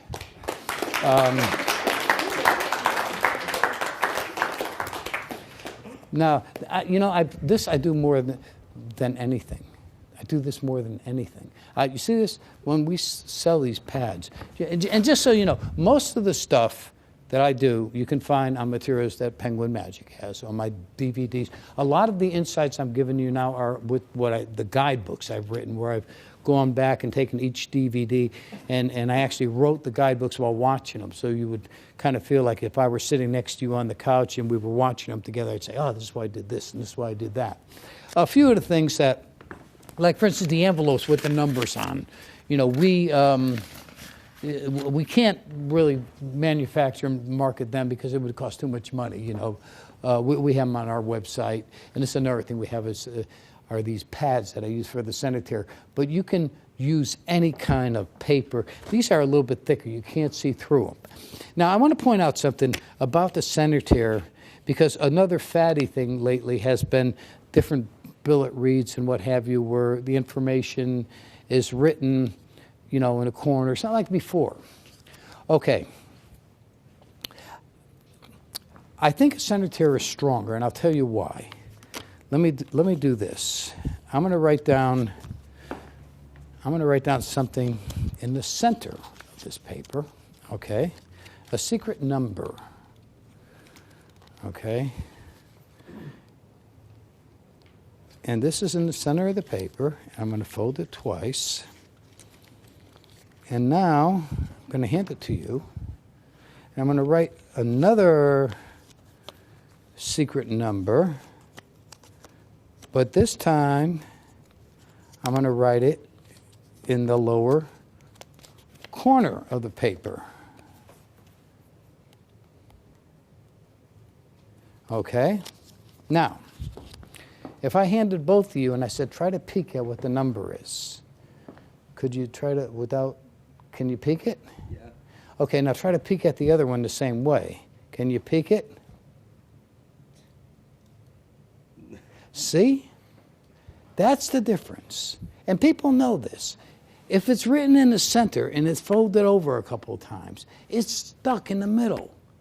See, that's why when I use a peek like that where I use a corner like I did before, I never leave the card or the paper with somebody because I always figure later they could, oh, he probably just did this, bent it back and saw it. But you can't do that with a center tear. It's in the middle of the paper. You know, unless you open it all the way, you can't read that. And that's why it becomes so effective when I do that with the name. Now, this is my center tear. You know, I use it, as I said, I go through these pads, these big old fat pads. I'll do trade shows, and I go through an entire pad in one day. That's how many times. And it's not looked upon like the people I'm doing it for is this is some kind of, as though this is some kind of a trick with a piece of paper. I'm reading their minds. This is incidental. This is just how I have to do it. You know, I'm going to tell you my own philosophy for doing mentalism. And it's very simple. First of all, I never say I do illusion because I don't. Because I don't claim to do anything in the first place. I never make a claim. Like people say to me, well, how do you justify this? Well, why do I have to justify it when I don't claim anything? See, I don't, have you heard me yet come out and say, I have telepathy and I'm going to use my telepathic powers, or I'm going to use the powers of clairvoyance, or do this or that. I just do it. If I say, write a name down, and I take it back and I rip it up and I give you the pieces and I say, think of the person, I name the name, what have I done? I've done just what I've said I've done, because I've not implied anything else. And this is not anything new with me. If you read Anneman's Practical Mental Effects, and you look right in the very beginning, it says Bert Reese, when he performed, who was like one of the greatest billet readers of all times, he never claimed anything. He just did it and let people decide on what they wanted to believe themselves. And so people line up, and I want to see if he can guess this name. I want to see if he can guess my dog's name. I want to see the idea that the paper has something to do with it. And when I read people or magicians on like forums and stuff saying, well, what's the justification for having it, writing it down? It's like, because that's what I do. What's, you know, if it's a psychic, you know, oh, so-and-so got killed, and the psychic's going to come in and try to find out. This was his pen. I see water, and I see a swamp, you know, and that kind of thing, right? You don't say, well, what's the justification for the pen? See what I'm saying? There's, you know, I point this out in my books. Fictional writers who could make up anything they want because they don't have to perform it. They can just make it up and make a movie about it or write a book. They still have limitations on the people, on the characters that they create. What was the one with Bruce Willis where he was like a superhero, but he didn't know what what was it? Unbreakable. Okay, you remember he discovers he's like a superhero. He never knew it, but he discovers he's a superhero. And as the movie goes on, you find out he can read people's minds, right? But what does he have to do to read their minds? He has to brush them and touch them. As soon as he touches them, he gets a flash of this vision about something in their life, see? What's the justification of him having to touch somebody, you see? It's just, that's what I do. And when I do this, it's like, this is how I do it. You know, if somebody says to me, can you do it without writing it down? No, I need to touch the paper. You know? So, if you're in the right frame of mind, but people don't. That's the thing. If you're in the right frame of mind, nobody ever asks me, you know, that kind of stuff. We'll do it again. This time, what's your name? Chris. C-H-R-I-S, right? Yep. Okay, Chris. Same thing. Now, this time I'm going to explain it as I do it, okay? What I do is I have the paper folded in half like a book. And this is on my videos. We have the book out, the surrounded center tear, and what have you. And I write his name up here. Now, let me show you a few of the little subtleties and the reason I do this. I write his name up here, and I fold it in half, directly in half, and I open it up, and I draw a line slightly below center like this, and put a little X right there. And I say, okay, think of a person who's close to you, someone you see a lot, but someone who's not here tonight, but someone who you do see and talk to a lot. Now, you see what I just done? I've done that on purpose. What I did was, I don't want you thinking of somebody dead. Because even though you have the choice to do it, over the years I've done this a lot of times, and sometimes people will write down the name of someone who's died, a departed one. And then you get the name, and they get all teary-eyed and stuff. I don't want that, you know?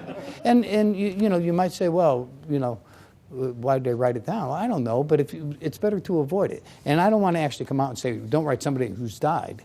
So instead I say, think of somebody that you see and talk to a lot, someone who's close to you, someone that you see a lot and talk to, okay? Whoever you're thinking of, print their name right there on top of this line, just like I did your name. Sometimes I don't even say print. Sometimes I say put the name right there on top of this line, just like I did your name here, okay? And that subtly tells you this big and print it, okay? Just the first name. And then you notice how I put the distance. This means a big deal. A lot of people, I mean, when you're a magician, you're saying, well, it doesn't matter because I'm going to get it anyways, you know. But to a lay person, it's like, wow, he was way over here when he wrote the name, so there's no way there can be any trick, see? Okay, done? Yep. Then I just take just the paper, and watch me now. I say, I don't even want to touch it. I'm not going to look at it, and this is all true at the moment. I hold the paper like this. I'm going to fold it in half so that the name is facing the audience, so they see it's the same paper. But you see what I did is, even though it appeared that I folded it in half, I really didn't crease it in the bottom, okay? So I took it back, I folded it in half like this and squeezed it near the top, but the bottom is still open like that. But it looks like I folded it all the way, but it's like that, okay? And I'm talking this whole time, I've never once, the only time I looked just for a split second to see where the name was, and as soon as I orientated the piece in my mind, I turned it like this and folded it. So, okay, I just want to touch it. Then what I do is I'm going to rip it straight down. Should I just turn like this and the cameras will pick up whichever way I do it? Okay. So now it's open here. The audience is there. I'm holding it like this. I tear it straight down like this. Now that's why I didn't crease it all the way, because I get this business, see? So I tear it down, and notice how my fingers are on top, not on the side. So after I tear it, I can turn my hands this way, and the pieces will be facing each other. So it's rip, see? And then I come back, and as I put this piece, and remember, the audience is on that side of things, so they don't see this. But on my side, I see this. And for those of you who are thinking, well, how can you do this surrounded? You can, because see, it doesn't matter where anyone is looking because my hands are covering it, see? So it's rip, like it goes like this. You see? Now it's only folded once. Then I rip it one more time down the center, and I put these pieces like this. And what you will have here is this little sort of ledge. And after the second tear, remember, you can always see the person's name on the outside. After the second tear, I'm like this, and I actually switch hands, and I put this thumb right inside here, and I talk and gesture like that for a second. And when I come back, from the front, it looks like I'm just doing this, but from the back, I'm doing this. See? Is the name Jennifer? Yep. Yeah, okay, but I don't look at it yet. I don't look at it yet. In other words, I rip it that second time, and I'm talking like this, and I say, okay, hold your hand out. And this is, again, just like before. Now I've got it open. I still haven't looked. All this has happened automatically in my hands. I say, hold your hand out. I look at his hand. I bring it up. And just as I bring it up into my line of vision and I see Jennifer, as soon as I see that, I turn away like this, and I rip like this, and rip again like this, and put the pieces in his hand and say, close them tight. And that's how I do it, you see. And this will withstand doing it over and over again. Give me the pad. Now that you know the actual dynamics. I'm a mentalist. I'm forgetting everybody's name over and over. What's that? Colin. Oh, I didn't meet you yet, Colin. That's why I didn't forget your name. But give me a minute. I will. C-O-L-L-I-N? One L. One L. Okay, Colin. Okay. Now watch. Again, now that you know the actual, watch how, okay, Colin, think of somebody who's close to you, who's not here, but who you see often. Put their name on top of this line, just like I did your name, and close it up. Don't let anybody see it. Okay? Now notice, I also say don't let anybody see what the name is. That just seems to add to it, too. Okay, now watch. You know all the workings of it, okay? Now watch, because I don't want to see anything. Watch me close. Just want to touch it for a second, but I'm not going to try to look at it. I wrote your name on the outside, so you would see that this is, not like the old magic trick where they switch the pieces. Hold your hand out. Is fair? Mm-hmm. This person, is it a relative? No. just a friend. If your cell phone rang and you answered it and it was this person on the phone, you'd say, "Oh, hi, Jay. How are you today?" Is that it? Yeah. Okay, see? So over and over again, I probably at trade shows have done this routine 50, 60 times in the same day. And again, people stand in line. They want to see it over and over again. It's not show me the trick with the paper, but rather it's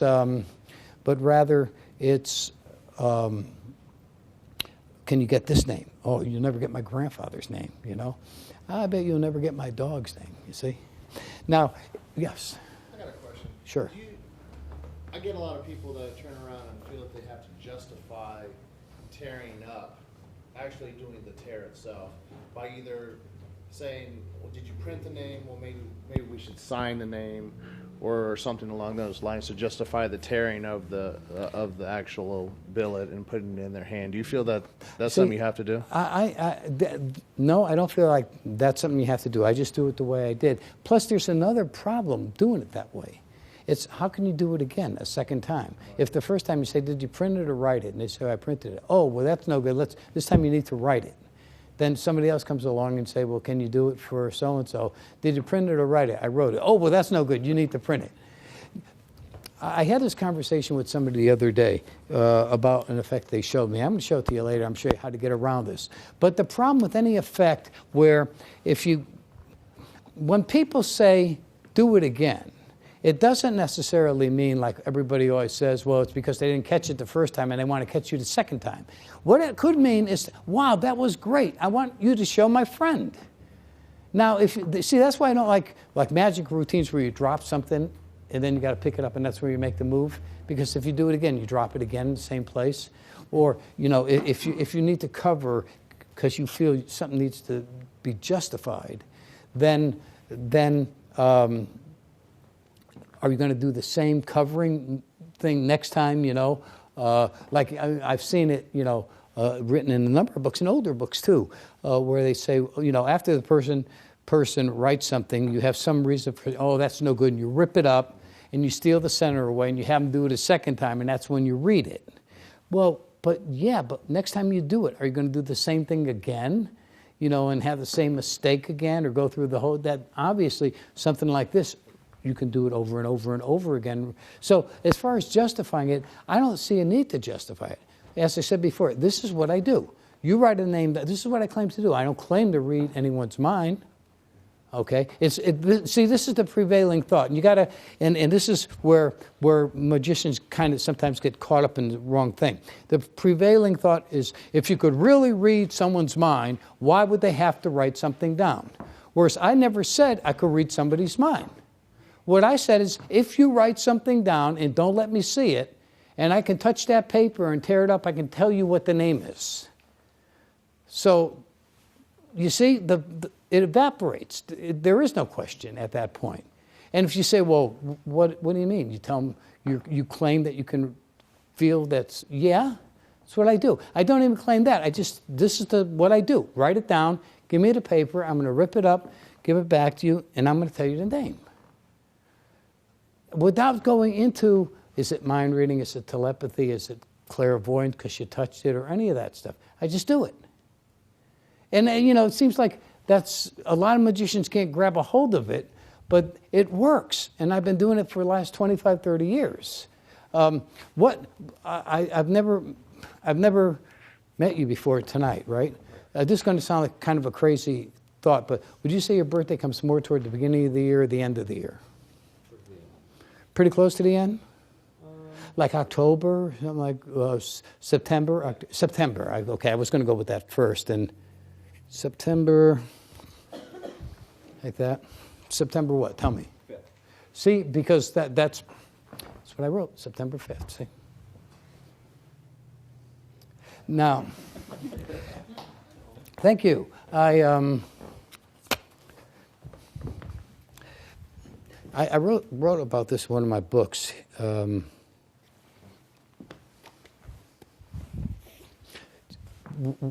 Do you remember the first animal you ever had? Yeah. Was it a dog? Mm-hmm. How old were you when you had this dog? My parents had it when I was born. Really? So it was already like, it was a dog? Yeah. What was the dog's name? I'm just curious. Wally. But how long did you have the dog? 12 years. 12 years. Did the dog just like die naturally, or did it have an accident? If so, everybody was heartbroken, of course. But you've had other animals since then. Yes. Okay. Now, when's the last time you thought about the dog?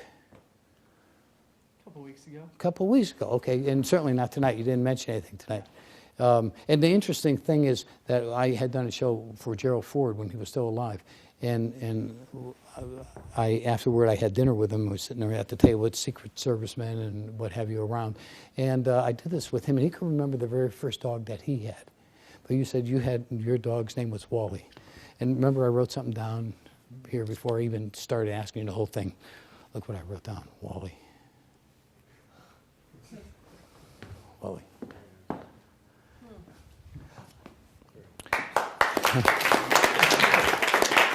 Okay. Good. Oh, the reason I want to sort of segue into this because I do this in the cemetery back and forth all the time. Okay, just so you know, I've covered this on my videos, but I always carry a pen and pencil set. It's a cross pen and pencil set. They look exactly the same. They even work the same. Okay. Except that this is a pencil. To put the lead in, you have to do this. The only way you can tell them apart at a casual glance is because the pen always has sort of a silver top. So when they're in your pocket, you can, see which is which from the top down. So I usually use the pen when I do the center tier because that's got a black ink refill, and it comes out pretty dark, and it's pretty hard not to be able to see that. You can't write lightly with a pen.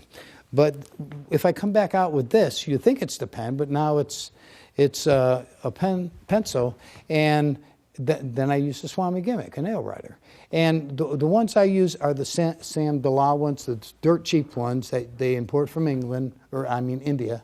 You get like 4 of them in a package for like $10 or something like that. Now, just so you know, and 2 things about this.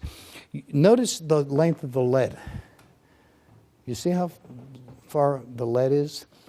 I always have it that way for a couple of reasons. Number one, it's like if you hold a pen or a pencil way down near the tip and you write, your whole hand moves like that, see?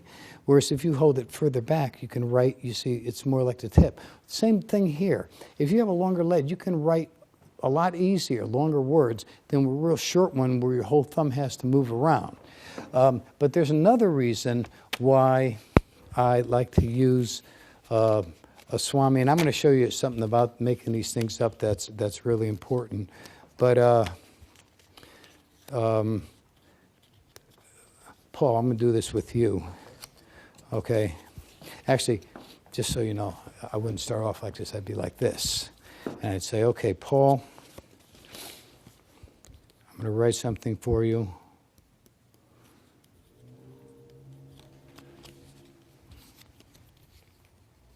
Okay. Now just put your initials on that paper. On the outside of it? Or? Yeah, on the outside. Don't open it. And then turn it over and put your initials on the other side. Sometimes when I do this, I have a thing I do about NASCAR racing back in Kentucky and how popular that is, and how everybody sits around with their feet up on a coffee table with Budweiser in their hand, watching the cars going around in a circle all day long. But anyways, the thing is, okay, I want you to just clear your mind. Good job. Yeah. Let's imagine you're at my house and NASCARs are going around. Most of these cars have a 2-digit number on the side. Okay. In your mind, a car goes. Do you pay attention to NASCAR racing at all? A little bit. Okay. Well, don't let any particular driver influence you. But a car goes by right now. It's an indifferent car. What number do you see on the side of the car? Just say it right now. 37. Why 37? Okay, so that doesn't necessarily mean a driver or anything like that to you. Okay, because you initialed this. Okay, on both sides. Take it, it's all folded up. Read out loud what it says.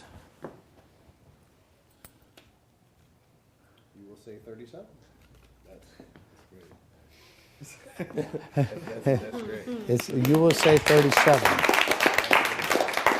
Now, this was in one of my books called Inside the Fold, okay? Let me show you this. I have a couple of things I want to get to in a little bit that somebody I know gave to me. Can I just keep going? Or okay. Well, what I do is I fold this. I have the gimmick in my pocket. I fold this similar to that move I showed you before with the card, with the card where you can get the peak. But now the difference is this. I'm going to write here, Paul will say, and then I'm leaving this spot open, okay? Actually, you know what? I'm going to do it a little different this time. I want to leave the spot open in the bottom here. So what I'm going to do is I'm going to fold it this way and this way. Let me do it real quick. And okay. What I've done, if the camera can catch this, I'm going to fold this side over to here, leaving a little ledge, and then this side can be flush. It really doesn't matter. You can leave a little ledge on the bottom, because right here is where the prediction is going to go. And then I'm going to write all around there, Paul will say, okay, and I leave this blank, but you don't know that, of course, and then I fold it up, and I hand you the pen or pencil and the paper, and I say, put your initials on the outside. Now, while he's doing it, I step away, and that's when my hand drops to my pocket so I can get the Swami gimmick. Now, just so you know, in my pocket, and this is one of the reasons I have this longer lead, what I do is I clip the Swami like this. The longer lead not only helps me to write, but it also lets me clip it in my pocket. I can actually do this better in my pocket than I can out here, because if it drops, it's going to go on the floor in my pocket. It just falls back in the pocket. But I can use it to push that on, so now it's locked on my finger like that.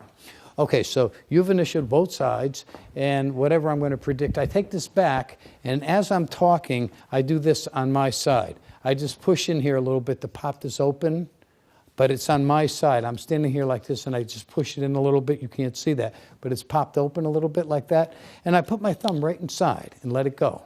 So now my thumb is actually inside there. Then I ask you to name a number. You know, it could be this, it could be anything, but let's say you name a number. 26. Okay, so he says 26, and I write the 26 on here inside. It's actually easy to do, even though I can't see it. And then I take this away for a second, and I clip the gimmick off my finger. See, I clip it off my finger using my two fingers like this, and I come right back and I take the paper like this right on top of the gimmick. You see? So now look at the effect. I wrote something, folded up, you initialed it. There can be no switches. I take it back. I'm holding it at my fingertips like this. You name a number. I just do this, and I'm clean. And I come back and I go like this, and I let you slide it out because my thumb comes right over. See, that's where it is. And while you're busy opening it up and reading it, I just drop it in my pocket. I'm done. And it says, you will say 26. Okay, and I've just covered a whole bunch of stuff. Did any questions about anything in between there? I have a question. Yeah. So can I still do this trick if I'm a left-handed and I write with my left hand, or do I have to write the number with my right hand? Oh, no, you can reverse everything. Okay. Yeah, no, you can. You mean the Swami gimmick? Yeah, this one, because the sentence has to end left to right, correct? Oh, I see what you're saying. Okay. Good question. Let's think about that. That's never come up because, no, we'll work it out. We'll work it out. Okay. I mean, obviously, you can fold the paper in such a way that you can get your left thumb in there. That's a good question. You know, the poor lefties always get left out, you know. But anyways, so you would be writing here. So then that's the area. But, you know, I mean, you could just, yeah. I mean, you could certainly do it, but you're right. You know, and by the way, you know why they always try to convert people from writing, years ago they used to always try to convert them from writing from left-handed to right-handed. Do you know why that was? Because years ago when they wrote with fountain pens, see, if you write with a fountain pen, especially the old-fashioned kind where you dipped it in the inkwell, and you wrote left to right, then your hand is ahead of the writing. But if you wrote with your left hand, left to right, your hand passes over the writing and smears it because it hasn't dried yet. You see? Of course, now I'm wondering back in ancient times when they wrote right to left, in ancient scripture and ancient writings, did everybody write left-handed? And I don't know. That's another question for another day. And do Chinese? I don't know.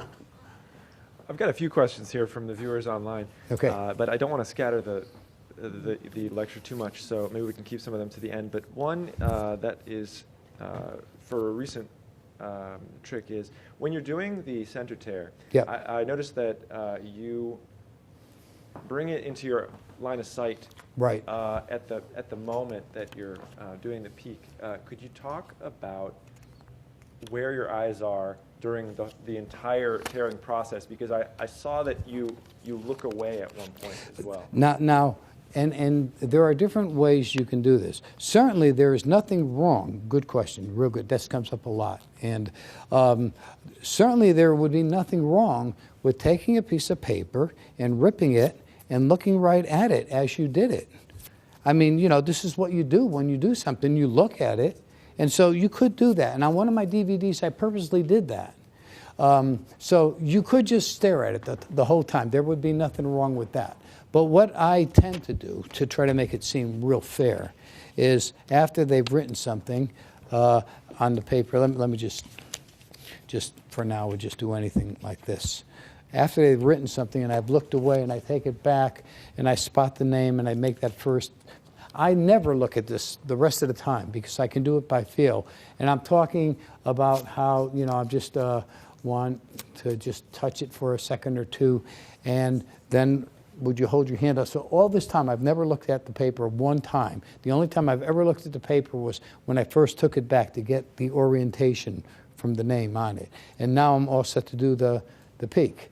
And it's when I say, hold your hand out, okay? And then I say, take the pieces, and I bring it, like you see, right up into my line of, this is my line of vision right here in your hand. And I just bring it up into my line of vision, and as soon as I see it, I turn my head away. So it's almost, hold your hand out, and I say, okay. You see, that's very deceptive when you turn your head away like that. With cards, you can do the same thing with cards. This is very deceptive when you say to somebody, let's say you have a stacked deck, and you say, okay, take any card you want. Okay, I won't look at it, just I'm turning away, look at the card.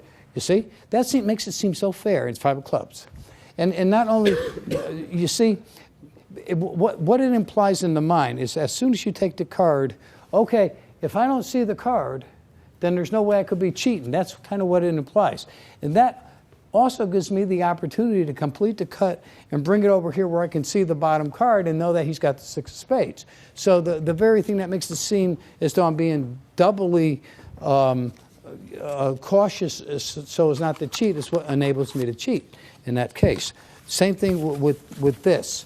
The whole time I'm not looking at the paper. The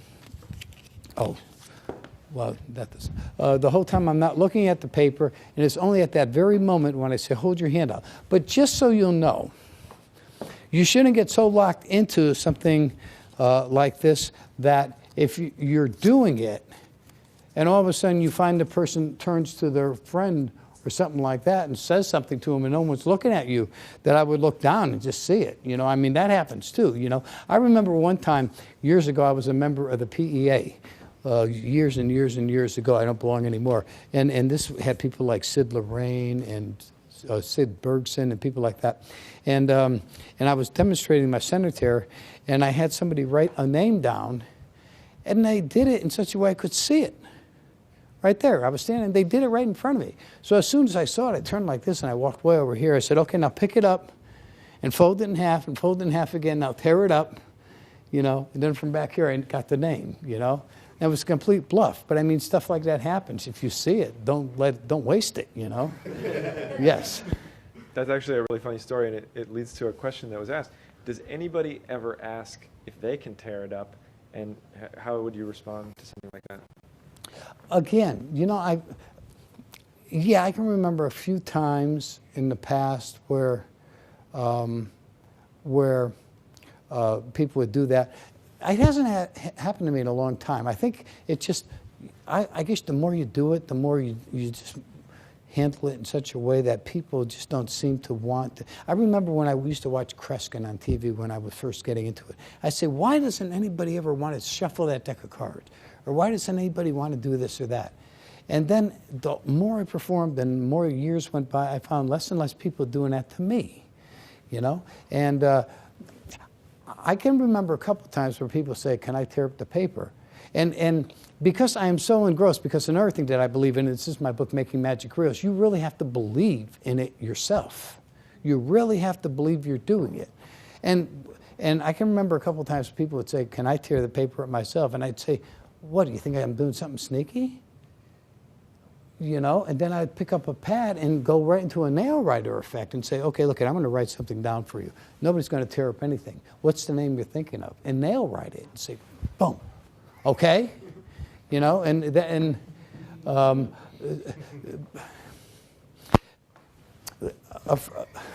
were there any other questions about the center tear or what? No? Okay. It's leading me to think of something else right now, and this is something that's very interesting. I want to get into some spoons here.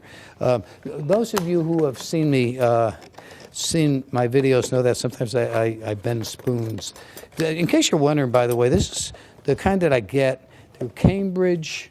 There's around here Christmas tree shops, and they sell these. They're not cheap. They're like $5.99. You get like 10 of them. But they're very heavy-duty spoons. And I want to show you something. I have a friend of mine, a new friend of mine. His name is T.J. Hornady. And he lives, I believe, in Tennessee. And he sent me this idea. And it's interesting because it's similar to an idea an old friend of mine, Mr. Merrick from Japan, used. But it's a little bit different at the same time. I want you to watch really closely. Because a lot of you have seen me bend things on my videos, okay? And you know how I do that. So I want you to watch really closely. I want you to be skeptical, okay? Here are the two spoons, okay? I just used two of them for now. And you notice they really are identical, okay? Okay, which spoon, this will be number one, this will be number two. Which of the two do you want me to use? You tell me. This one? Because, you know, it's this one or this one. Okay, keep your eye on it, okay?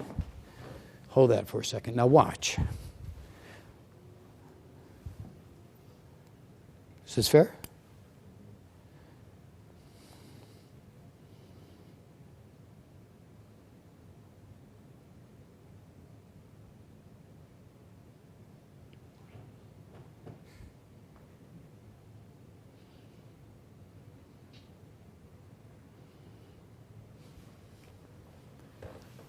You show this is not an illusion. Look it. Did you like that? Yeah. Was that like really super clean? Yeah. Okay. I got to show you how this is because this is really, this is really cool. This is funny. Now I'm not saying you can always use this idea, but I mean, gee, if you saw this, you'd pay big bucks, right? Yeah. Come market this through Penguin Magic. You know, we could $35 to do. Okay. What you do is you have two spoons that are bent, okay? Now, taking them out of the container certainly add a lot of, and notice how I was holding them the entire time, and I'm showing them like this, and even when I said, I want you to see that, now watch the handling here. I want you to see that these spoons, they're actually, you see how he did that? It's like they're this way to you, and I reach over like this, and I say, no tricks. They're exactly the same. So far, it looks perfect, right? And this is the cool part, and this is the idea TJ gave me. And like I said, Mr. Merrick had done something like this on a TV special, but I've never seen this anywhere else. It's really clever. I say, okay, this is number one, this is number two, Paul. Which of the two do you want me to use? Just say it. This one, okay? Keep your eye on it. Now, while I've got this one, I'm bending it straighter. And nobody will look here, because this is where the important thing is, you know, to make sure I don't do anything sneaky. So just hold that for a second.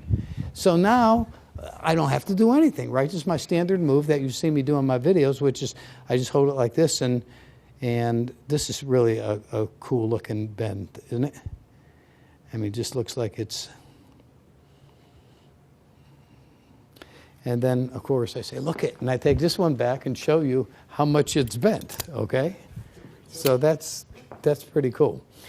Now, but let's talk about bending. Like, for instance, let's just say I haven't started like that. Like, I really have a real spoon, okay? And watch. Now, I want to show you a few moves. Here it is, bending. See, this time it's bending for real, see? See how much? Now, I always talk about how I was into martial arts when I was younger. Okay, now watch this.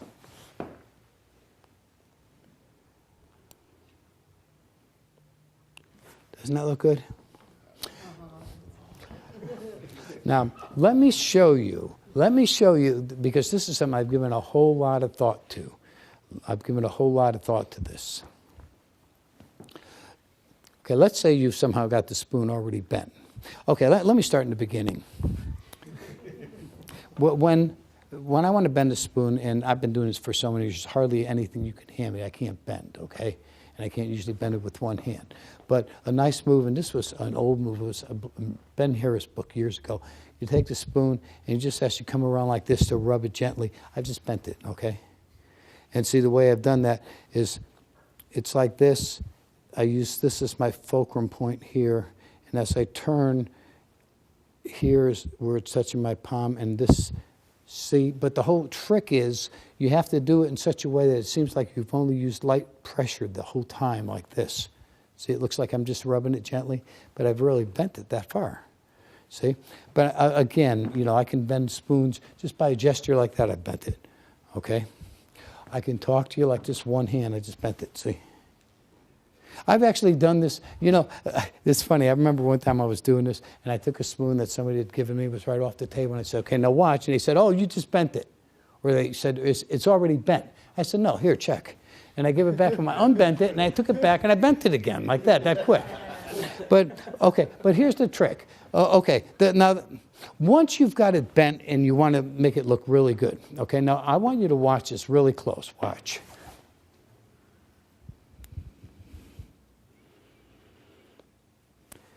Now, doesn't that look good?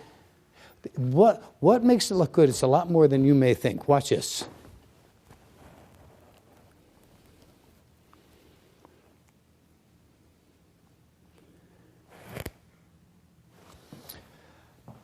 When you have a spoon, now this is what goes into it, because it's a lot more complex. It's complex in its simplicity, and it's simply complex. Because here's the thing.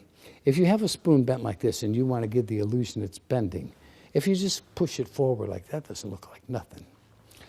What has to happen is you have to, in your mind, imagine this is the place, the fulcrum, where it's bending around, okay?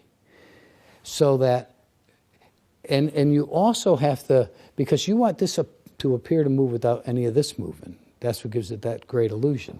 So you can't just bend it forward. But it's got to be one of these deals where you're pushing up and over at the same time. But when you get it right, see, I'm going to do it right here where you can surround me. Watch. Do you see it going? From no matter where you are, right? You see it going from here. You see it going from there. Again, surrounded. It's because it's doing this. You see? And that's the worst angle right there. Then I combine that with a secondary action of also curving it off to the side. So not only is it doing this, but it's doing that plus this. And when you put those two together, you get this. See that? And it's all with just, it's, you know, the spoon has never changed. And yet you see the difference. You know, it's like if you watch some of the greats from the past, some of the coin workers and like that, and you see sometimes they could do the simplest thing, it will look like such magic. You can't, you know, things, you can always go further with it. You can always make it look better. You know, especially like this whole thing came to me just by convincing myself I could really, you know, bend metal. And it's like almost, you know, was like putting it all together, all the different moves kind of developed as I was doing it. My daughter will sometimes bring home her boyfriends. She's about your age. and I would do this for them, like this. And then I say, now imagine what I could do to your internal organs. But, yeah, spoon, it doesn't get old. A lot of people say, everybody's bending spoon. Most people, this is a general rule too. Magicians hang out together and they think, because like the new things come along, the new fads, and they think they always got to keep going further and coming up with new stuff. And like the oldest stuff, some of the stuff that I do for people, right out of Tarbell 1, the shuffle that I was doing. The shuffle I was doing earlier, I did this with the challenge mind reading effect. You want to help me again? Sure. Okay, stand up over here. Okay, and one of the cool things about the breakthrough card system, see, people, say to me stuff like, well, doesn't anyone ever want to shuffle the cards? Well, if you take these cards, go ahead, and just look through them. I mean, aren't they all mixed up? Yeah. You see, if they're all mixed up, why does somebody want to shuffle them? You see? Subconsciously it sinks in. But here's the thing. Think about, I'm going to show you two things here. I'm going to show you something old and something new, okay? Take a step back and think of any card you want. Make it something good, not like the Ace of Spades or the King of Hearts. Those cards are common. You can still think of those, but I'm just telling you, those are the cards that are most commonly thought of. Do you have one in your mind? Yeah. Okay, cut the cards anywhere you want. Okay, now, I try to develop this to meet what I call test conditions. By that, what I mean is, so you won't go home later and say, well, maybe the guy did this, maybe the guy did that, but I need you to follow my instructions right to the letter, okay? Okay, take the cards and hold them up in front of your eyes and just fan the cards in front of your eyes. And you got a card in your mind, right? Yep. And find your card. When you see your card, stop. Don't take it out. Don't close the cards up. Just stop when you can see the card. Just when you can see it as you're fanning, just stop. You got it? Yep. Okay, now let's say the card was here in the fan, like right here. Take all the cards in front of your card and cut them to the back so your card is on the face of the deck. Have you done that? Okay, now notice, even if I were turned around and looking at him, at no time could I see the front or the back of that card. So even if the cards were marked, and they're not, but even if they were, it wouldn't help me at all. And besides, I'm looking away in the first place, right? Okay, look at the card for a second. Now slide your card off the face of the deck and bury it in the middle. Did you do that? Okay, put the cards in here. Now, was that fair? Okay. Now, if I went through the cards right now and found your card and took it out, would that impress you? Yeah. Okay, well, you know what? Let's not even use the cards. Just look at me and think of your card. 3 of hearts. Yep. Thank you. That's now that's the challenge. And again, it's the breakthrough card system. It's all, I'm using the business about having challenge conditions to create the conditions I need to be able to do it.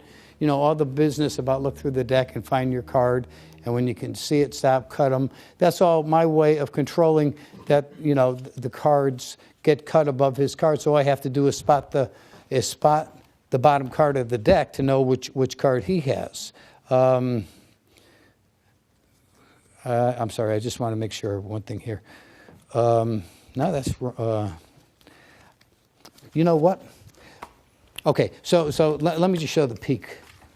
So after he does all that, and this is the peak, and you were laughing because you knew what it was, because I've shown that in some of the videos. But when he puts the cards in a deck, face down, I hold them like this for you to put the cards in, and then I just do this as I come around to, you see what I just did? Yeah. That split second.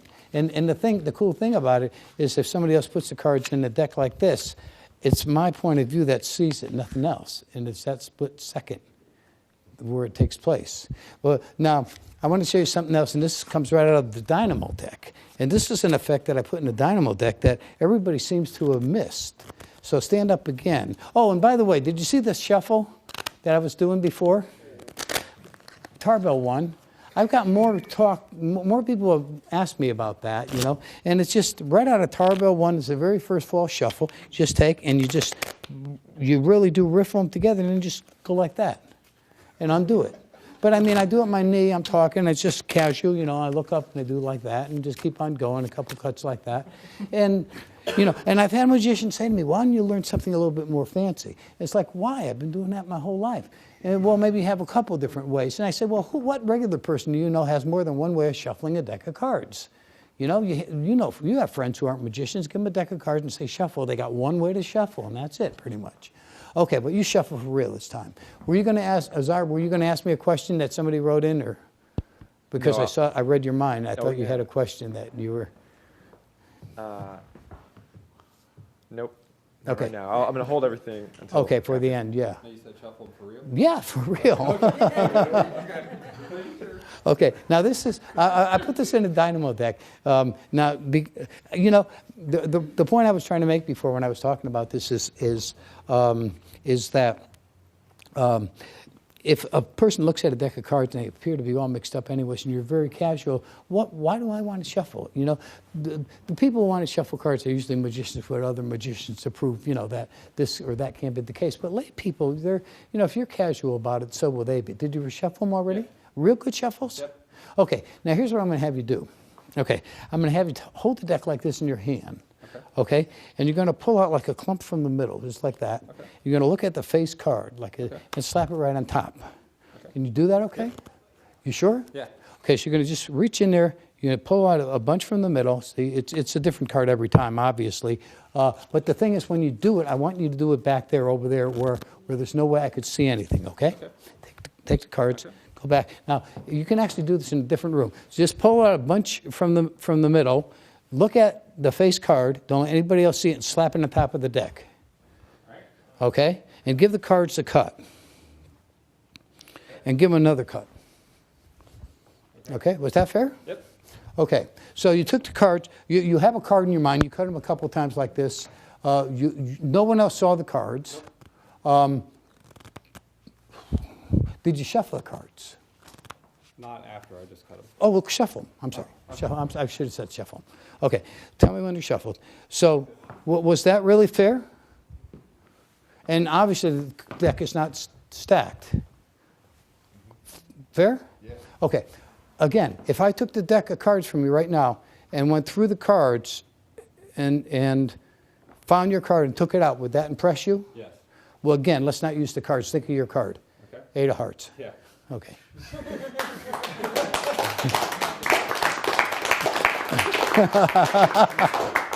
Now, Kyle, thank you very much. You can sit down. Kyle is back there saying, no, I know the breakthrough. I know the challenge, but that wasn't that. Okay. It was.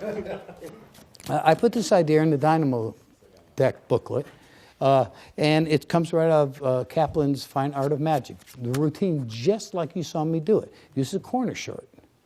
And, okay, now the corner short, when I do use the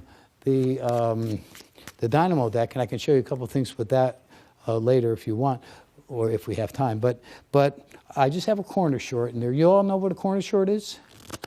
No? Yes. Okay, a corner short is, in this deck, it's always the 8 of spades for me. I just taken to use a rounder. My wife is into scrapbooking, and she has all the scrapbooking equipment, and I use a rounder to round off this edge and this edge. If you look closely, you can see that it's not quite, and if you put it on the deck, you can see that little bit of a ledge there. It's much better than just a short card, because you can just riffle to it with the corner and find it, okay? So you can just, there it is, or well, it would be here. Okay. Now with this routine that I did with you, I began by having you really shuffle the cards, and then I told you you're going to pull out a bunch from the middle, look at it, slap it down. I had to do that a couple times. Okay. Oops, sorry.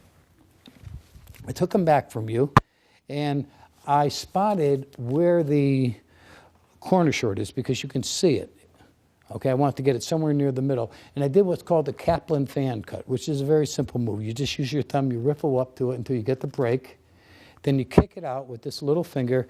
You grab these cards above it. You do this, and it looks like a little flourish. Did you even notice I did that before I handed them to you?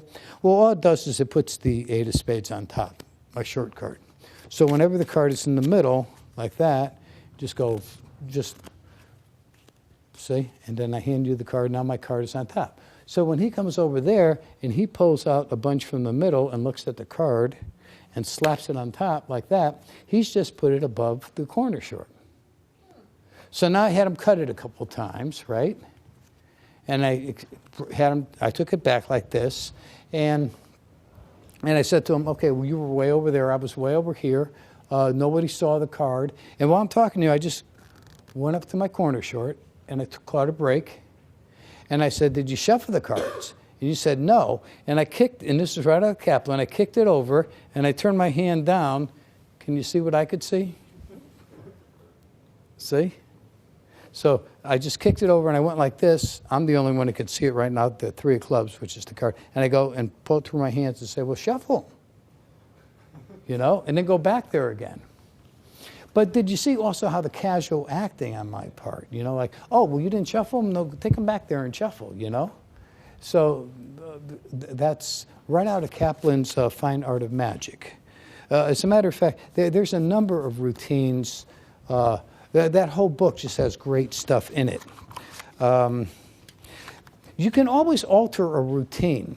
Like, did anybody see me do the 3 cards from the pocket on the Wizards product review a while back? Did anybody see that? No.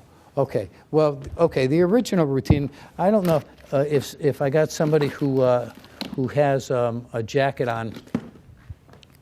Do you have a pocket inside the jacket? Yeah, sure do. Okay, if you don't mind coming up here, Paul, do you? And this is,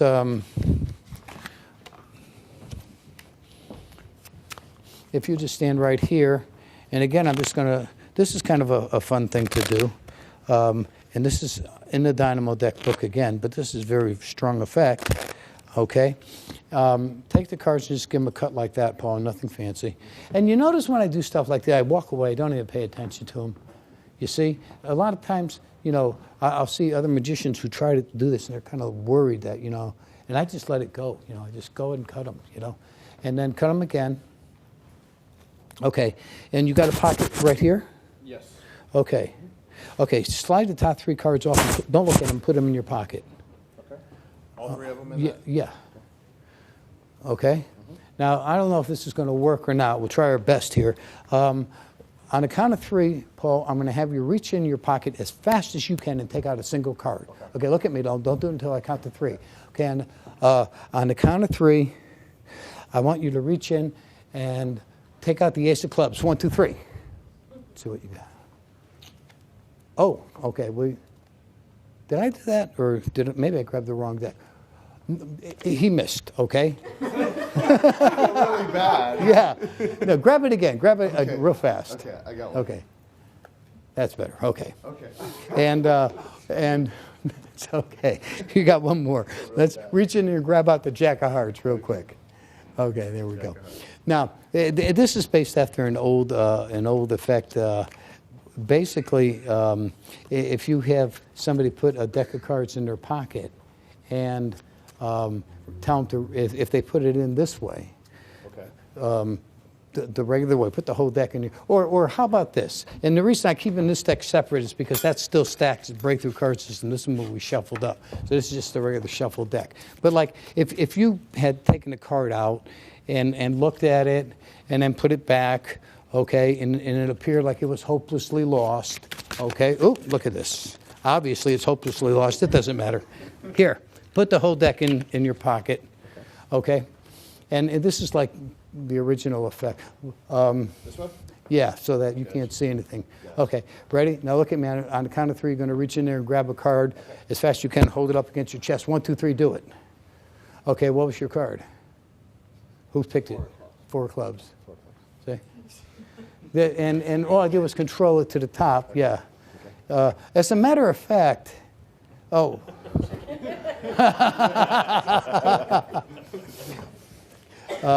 This is, I can't even do it because it's not the breakthrough card system, right?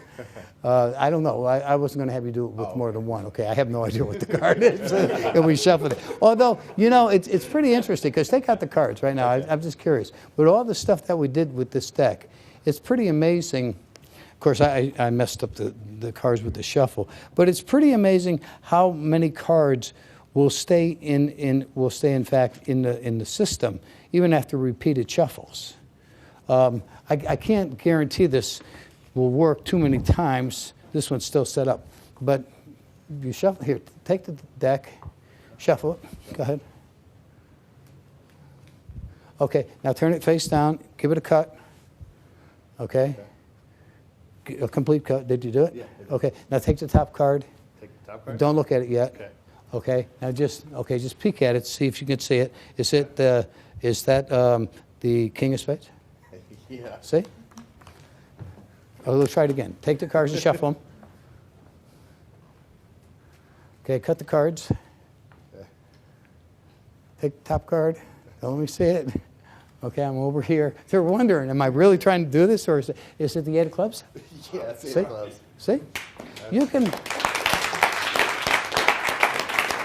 I've done this. I've done this like 8 or 9 times in a row, because a standard overhand shuffle only messes. And then if you cut the cards, you almost never cut them to that shuffled group, and that's why it works. So yeah, I mean, I don't do this often. But if there's a magician in the audience, or if somebody actually does shuffle the cards, you know, a lot of times, that's another thing, too. People will write to me and they'll say, well, what happens if somebody shuffles the cards? You know, I got a stacked deck and they shuffle the cards. Do it anyways.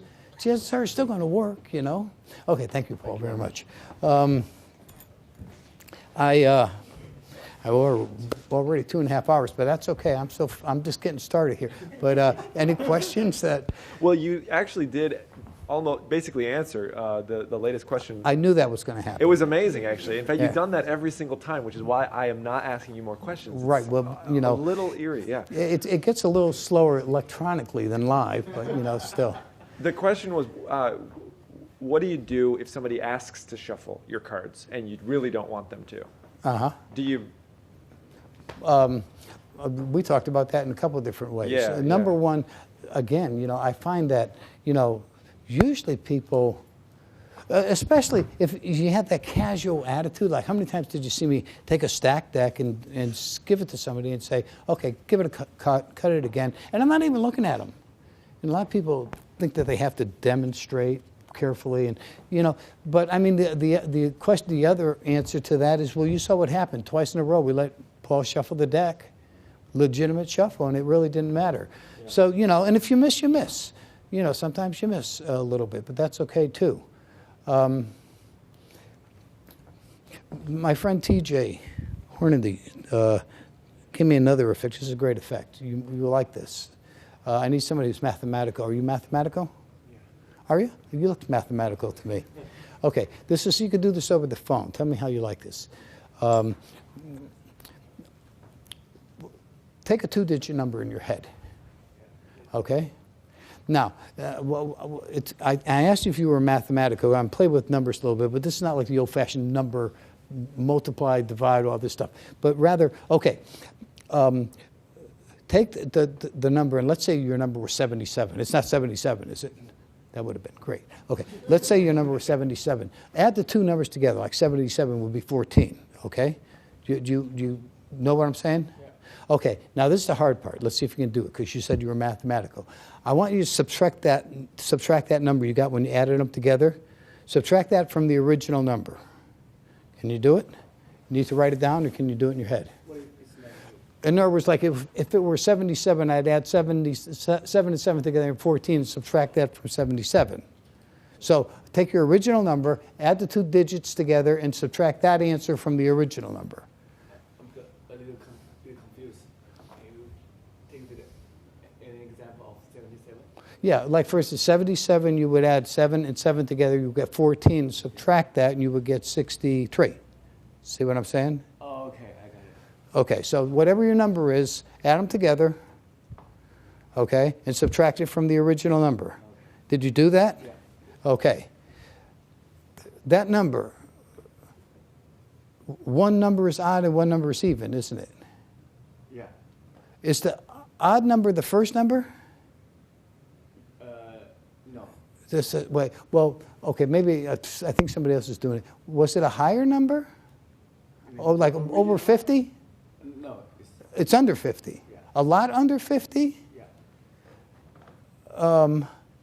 Are you thinking of 27? No. Wait, the first number was even? First number is even, yeah. Yeah. Original number is even. No, not, okay, see where? Yeah, let me do it with somebody else. Let me do it with you, Paul. Think of it, because this is kind of a fun thing to do. You got a number, add the two digits together. Now subtract it from your original number. Okay? Now wait, now you also have an odd number and an even number. Yes. And in your case, is the odd number first? The odd number is first. I thought so. It's not a lower number, is it? Yeah. But under 50 is what I'm saying. And as a matter of fact, it's even under 30. Yeah. Are you thinking of number 18? I am thinking of 18. Okay, good. Now, let me, and the problem is I couldn't explain it further with you, or I might give away the secret. So that's why I had to move on to somebody else. So I apologize for that. This comes from an idea from Harry Lorraine. It's called digital root number of 9. Does everybody know what that is? A digital root of any number is, like, give me a number, 4-digit number. 4-digit number? Yeah. 1387. 1387? Okay, now the way you find the digital root of this number is you add them all together, like 1 and 3 is 4, and 8 is 12, and 7 is 19, right? That's 19, and then you add those together and you get 10, and then you add those together and you get 1. So you reduce it down to a single digit, okay? Now a digital root of 9 is very interesting because, like, you can make this a digital root number of 9 by adding 8 to it, okay? So that now, if you were to add up all the digits, 8 and 1 is 9. You can cancel out 9s to get your digital root number, okay? In this case, well, okay. See, 8 and 1 is 9, and 3 is 12, and 8 is 20, and 7 equals 27, and that's 9. See? It's a digital root of 9. You can also cast out 9s to find out, like 8 and 1 is 9. If you took 8 and 1 here is 9, that would leave 2 left over to here, and 2 and 7 is 9. So they all would cancel out. Now, the interesting thing about a digital root number is once a number is a digital root number, even if you multiply it by anything else, it's still a digital root number. And you could get any number to be a digital root number in a number of ways. If you multiply it by a 9, it will become a digital root number. Like, let's say you take a number like 428, okay? Now, that's not a digital root number because that's 4 and 2 is 6, and 8 is 14. That's a digital root of 5. But if you multiply it by 9, okay, that's 72, carry the 7, that's 18, and 7 is 25, carry the 2, 36, and 2 is 38. That's now a digital root number because, 3 and 5 is 8, and 1 more makes 9, and that's at least 1 and 1 and 8 is 9.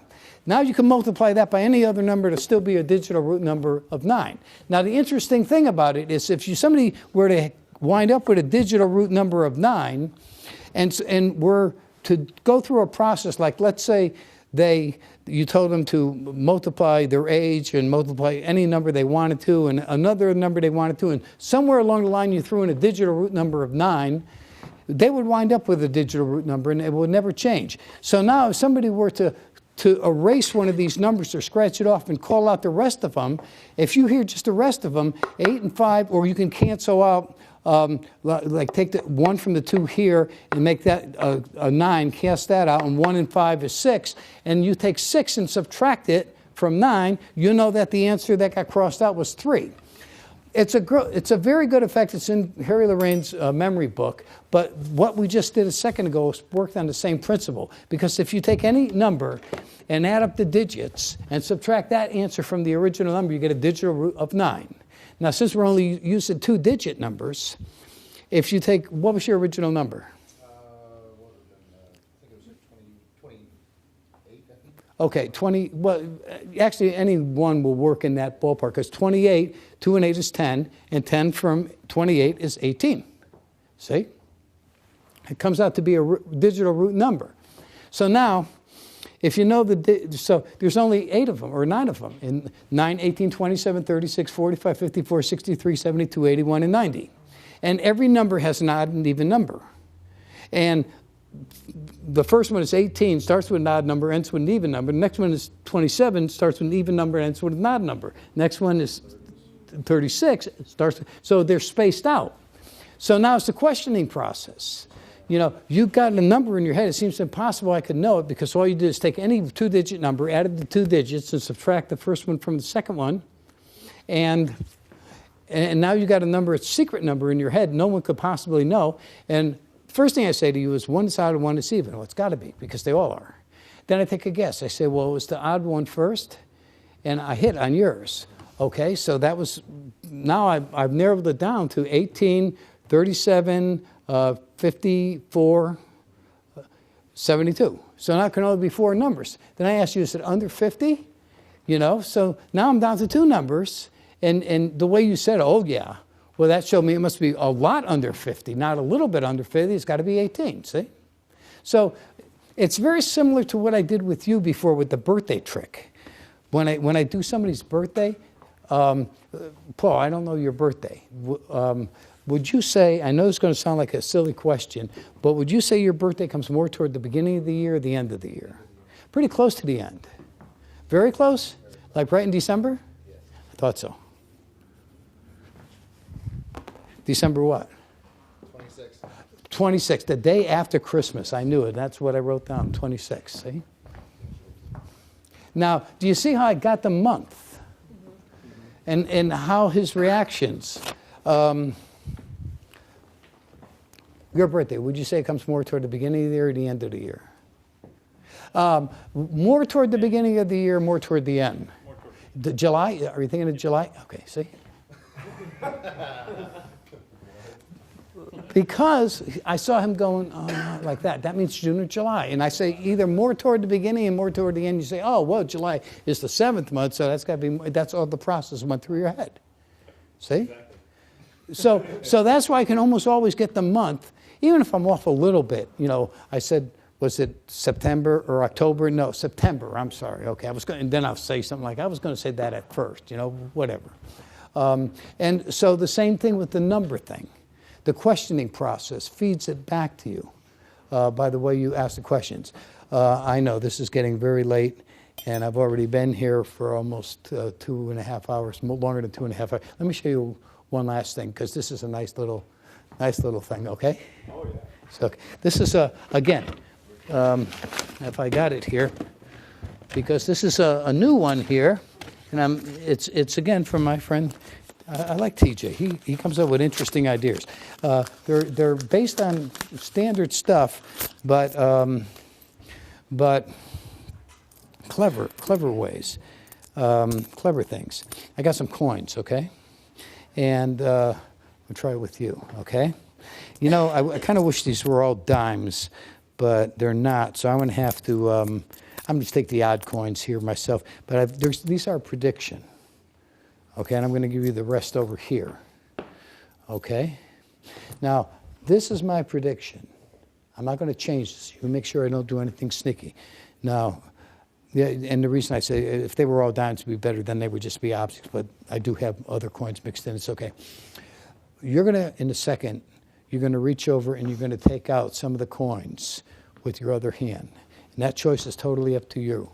You can think about it right now. You can bandy it around your mind. But whatever you finally elect to do, that's your final choice. How many coins to take? Yeah, how many coins to take out of your hand. And it's no secret. When you take them out, just put them down. Yeah. Go ahead. That's it? Yeah. Okay, give me the coin. The coin. Yeah, put it in here, because that's what you elected to take out. Okay, and I've done nothing sneaky here, right? Okay, open your hand and tell me how much money you have in your hand. 50 cents. 50 cents. And I want you to see something. Look at, I told you I had some, not just dimes, but look at, there's 25 cents, 35, 45, 50 cents. That good? Yeah, this is very clever. Let me show you. Actually, that was not the best way it could have gone. And not too many people just take a dime out. But when you got magicians, this is what you had to expect, okay? So, okay, you need 7 dimes altogether. Yeah, 7 dimes, 1 nickel, and 1 quarter, okay? Now, and you notice the way I talked about it, saying, I wish I had all dimes here because they're just basically like, but to simplify it, I'll just give you all the dimes, okay? Now take them again, and I gave him 6, but I don't tell you what, this is a prediction. Okay, now, we're going to do it again, but you would never do it again. This is one of those things you can't ever do it again. And the way I get around that is I'll say, I'm only going to do this one time.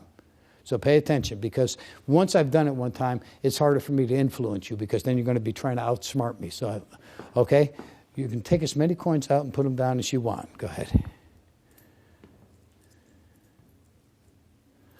Okay, 3. This is interesting, because I told you these coins are just like basically objects.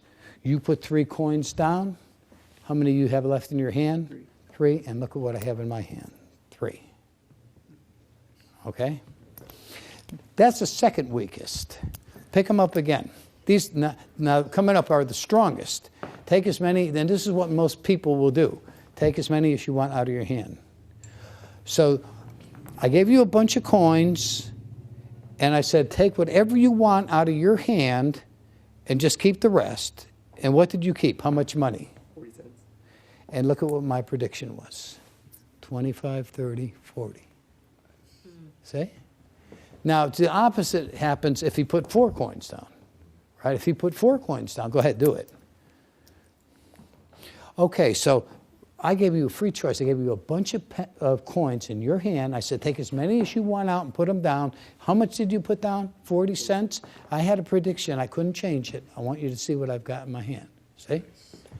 See? So anything's covered. If he put 5 down, I'd say, okay, give me that last coin, and I'll hold it in my hand. So you put 50 cents down. Look what I've got, 50 cents. See? It's pretty clever, actually. But you see how the first time, it really played kind of strong, because you don't know what else is coming. So If you put them all down? If you put them all down, no. Nobody would do that. Okay. Nobody would do that. And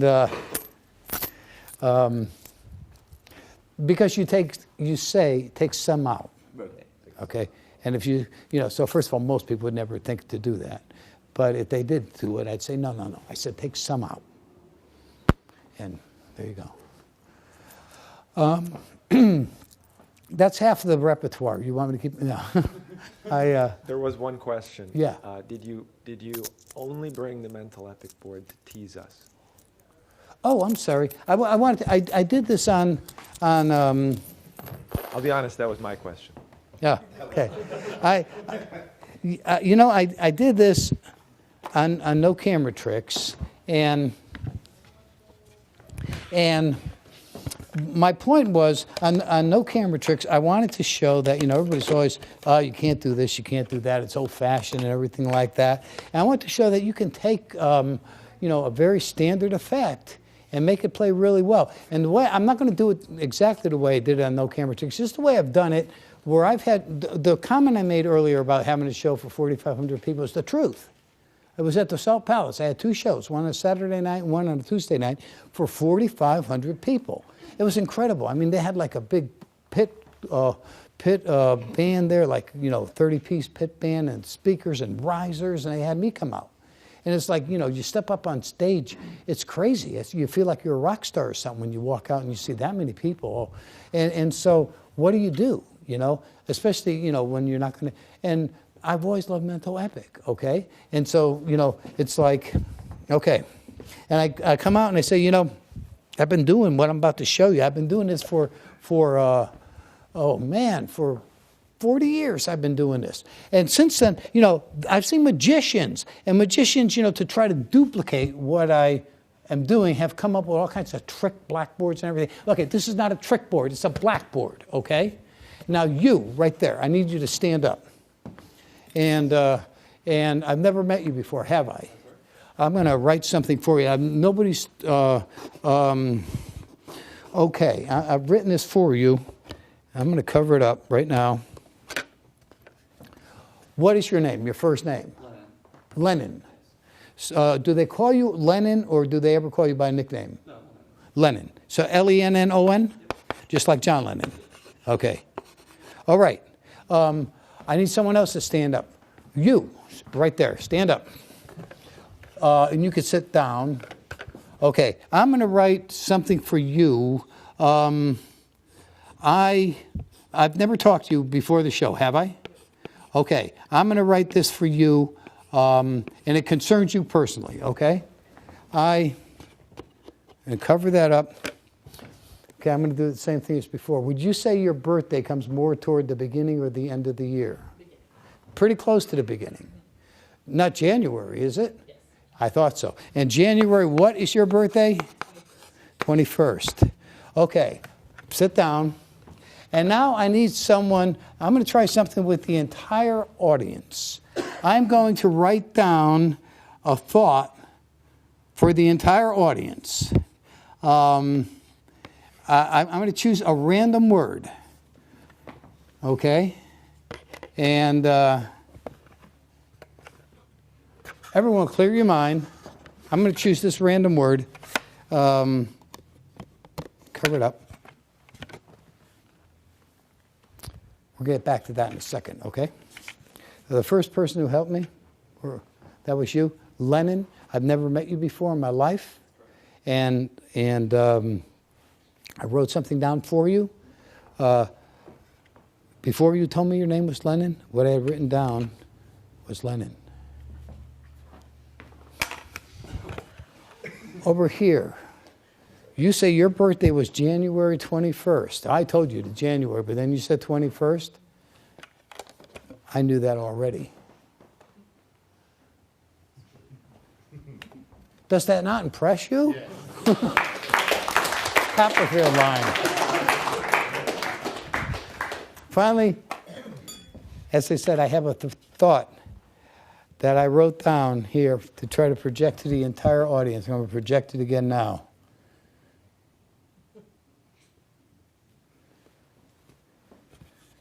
You right there. Can you honestly tell me what word is underneath there? No? That's it? No. Thank you very much.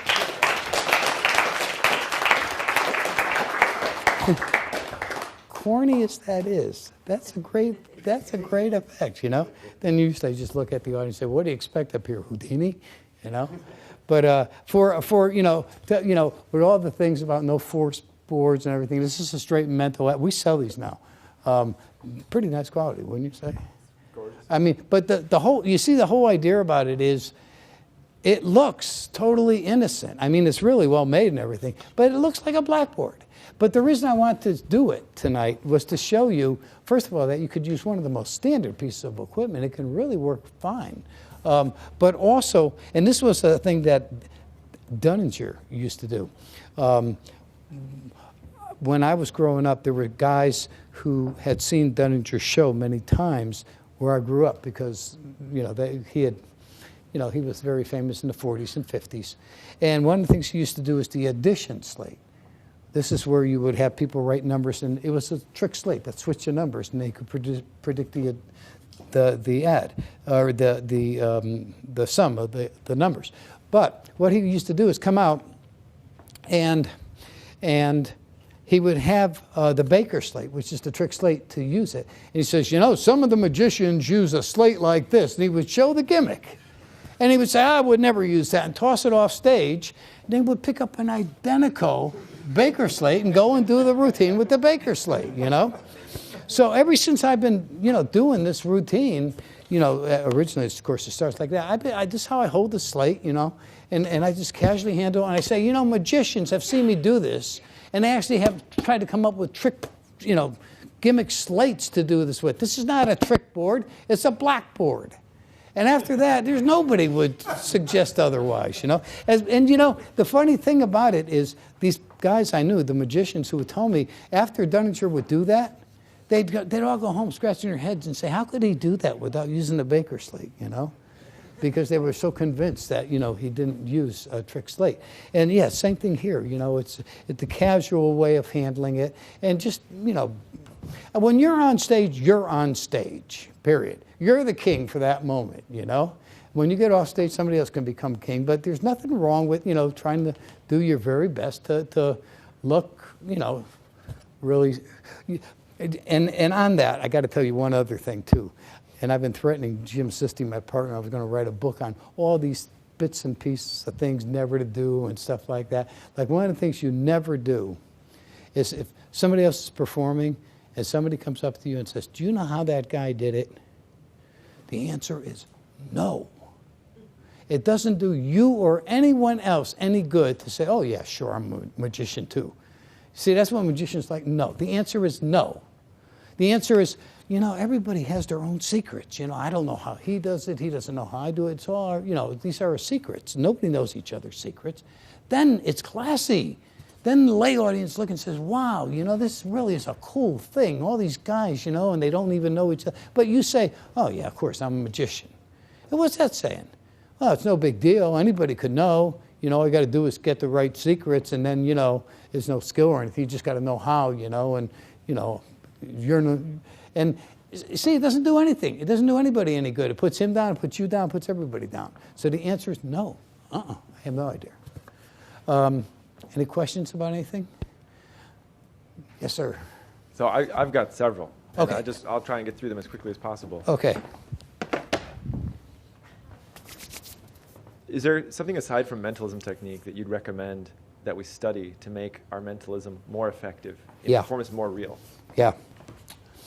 I'll tell you, very rarely. I mean, when I was younger, I used to try my best to, and it's difficult because as you progress, you change what influences you. I had just gotten through this last weekend, and I do this about once a year, first watching The Lord of the Rings, beginning to end, and then going back and watching all the special features to see how they made The Lord of the Rings. Where do I get my inspiration from? From movies that I never rent them. I buy them. I wait until they come out. I don't, unless it's something really good, I'll wait until they come out in the $15 or $10 bin in Walmart. But I want the movie because I want to get the extra features, because I want to see how they made it, because this is how they make a movie. They make a movie by somebody gets a great idea, or they have a book, and then they sit down with storyboards, and they draw up what they want the movie to look like. They don't worry about how they're going to make the movie look a certain way. They draw it up in storyboards, and when they're sure they got it right, then they go ahead and they create the movie. And if you go back and you look at some of the great strides they made in movies, like the second Terminator movie, when they developed morphine and the liquid Terminator and that kind of thing. These were major strides that they made that they had to make to develop the capacity to do that. When David Copperfield made a big blunder, and if you guys know me, you know I hate camera tricks. I just watch. What's the point? What's the point? You might as well just get a movie, But Copperfield made us, and I love David. I think he's a great, wonderful magician. But early on, he made a mistake. In one of his TV specials, they spliced together two different levitation illusions. So it gave the appearance that the girl could float up this way and also out that way. And magicians were outraged, and they should have been. Too bad they don't get as outraged anymore about that kind of stuff. But they did get outraged about that.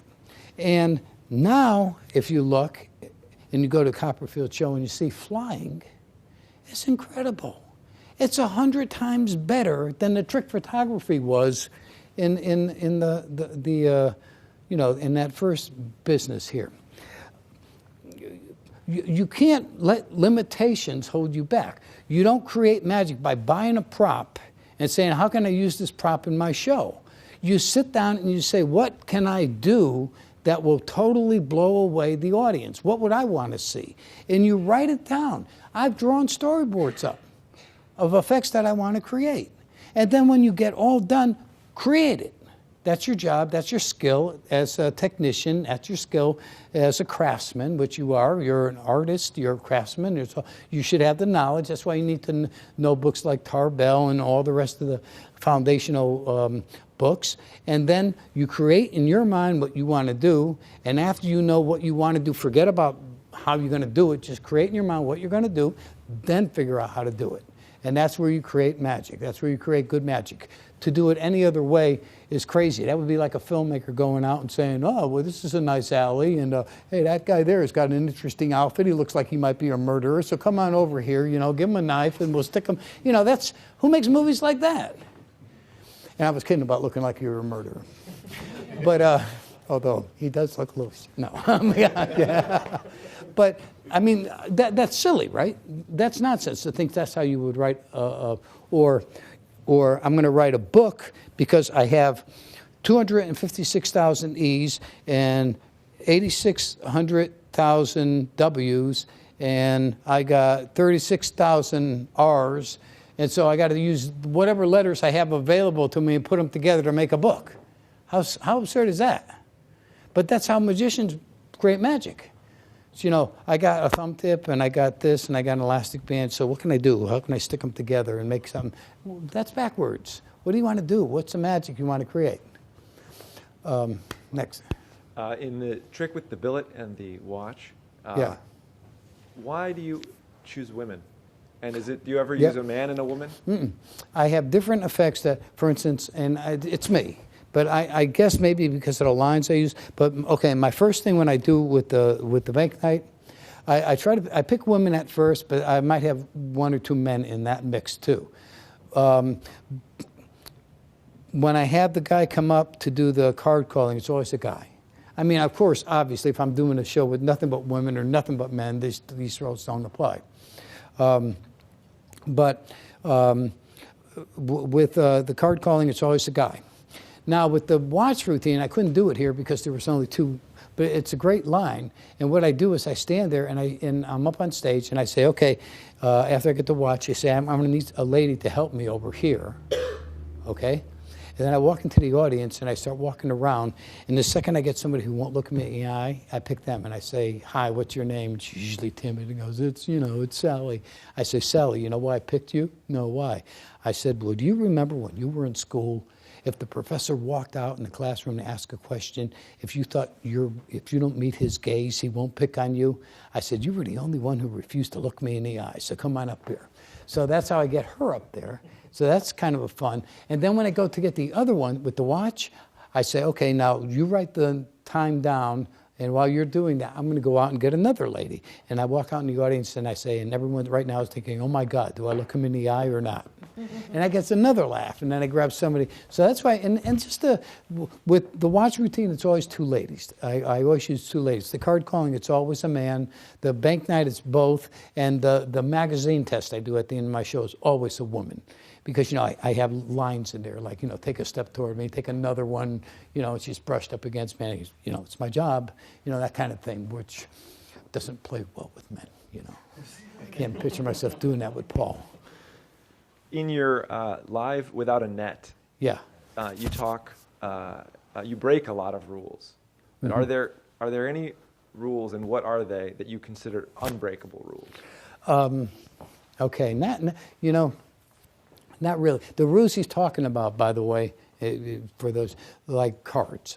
I do a number of card effects in there. But I think we covered that tonight. I mean, you present cards in such a way that, well, yeah, why not? Of course, gambling and mentalism, that goes hand in hand. Mixing magic and mentalism. I actually opened up with the Chinese linking ring, not the linking finger rings, but actually the big Chinese rings. And I just come out and I just say, I want to set the mood for mystery. I'd like to show you a magic trick. Would you like to see a magic trick? Because my thinking is, even if I were a mind reader, I can't do a magic trick too. It's like a singer can't pick up a guitar and play a song, or you see what I'm saying? It's why not? You did it again. That was my next question about magic and mentalism. Oh. So thank you. Okay. It's yeah. amazing. I'm just deleting questions left. That's all I'm doing over here. I'm not even asking. You want to see one of my favorite magic tricks? This fooled me. Maybe you guys never saw this before. Well, while you're looking at the next one, I got to show you this, because I saw this, it blew me away. When I see something that blows me away, I want to show somebody else.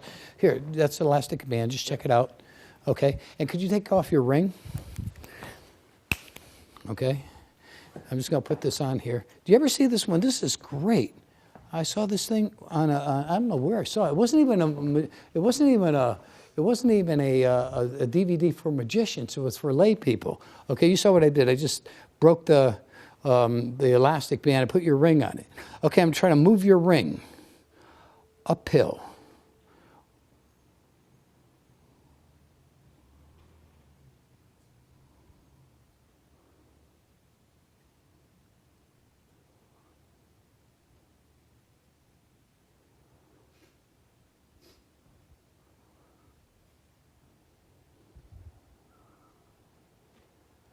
Tired. Was that great? Did you see that? Did you ever see that one before? Anybody ever see that one before? Isn't that great? I saw this, it blew me away. I was watching on DVD, I said, can't believe it. How's he doing that? Let me try to make it go a little taller angle. Look at it, look at it. Look at that. Isn't that crazy?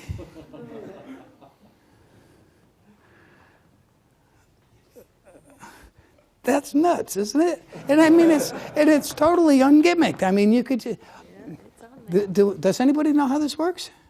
Kyle, do you know? You do. It's just, all you do is you have the rubber band,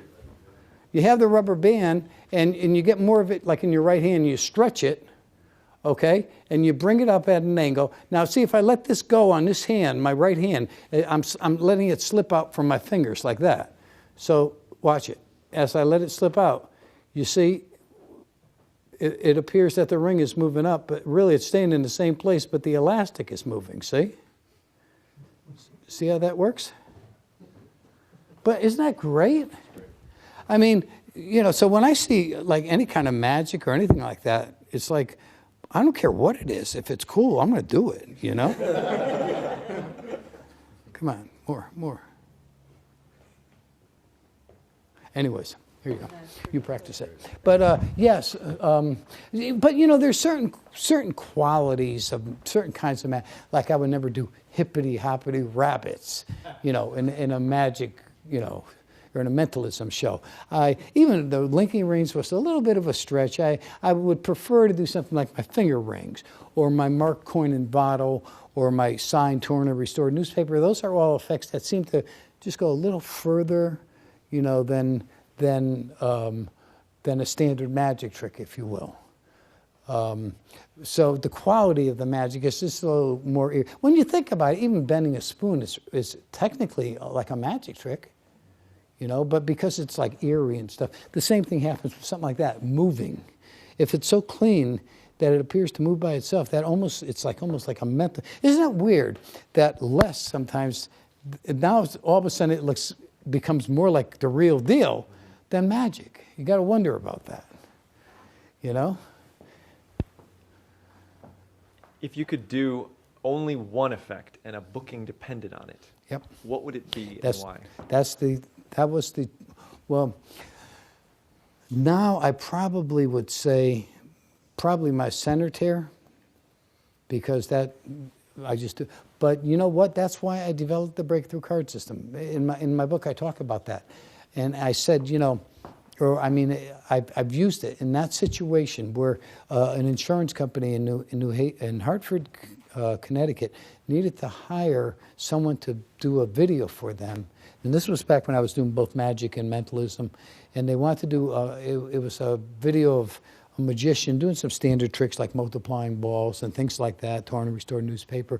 But they put it together with a storyline that they had written. And they needed me to come in to convince them. And I did that challenge mind reading routine with the breakthrough card system, where think of any card, take it out, you know, and then, you know, if I took the cards and took it out with that, you know, no or yes, well, just think of your card, name the card, and then I left the deck with him. Because that's one of the things about the breakthrough card system. They can just keep the deck.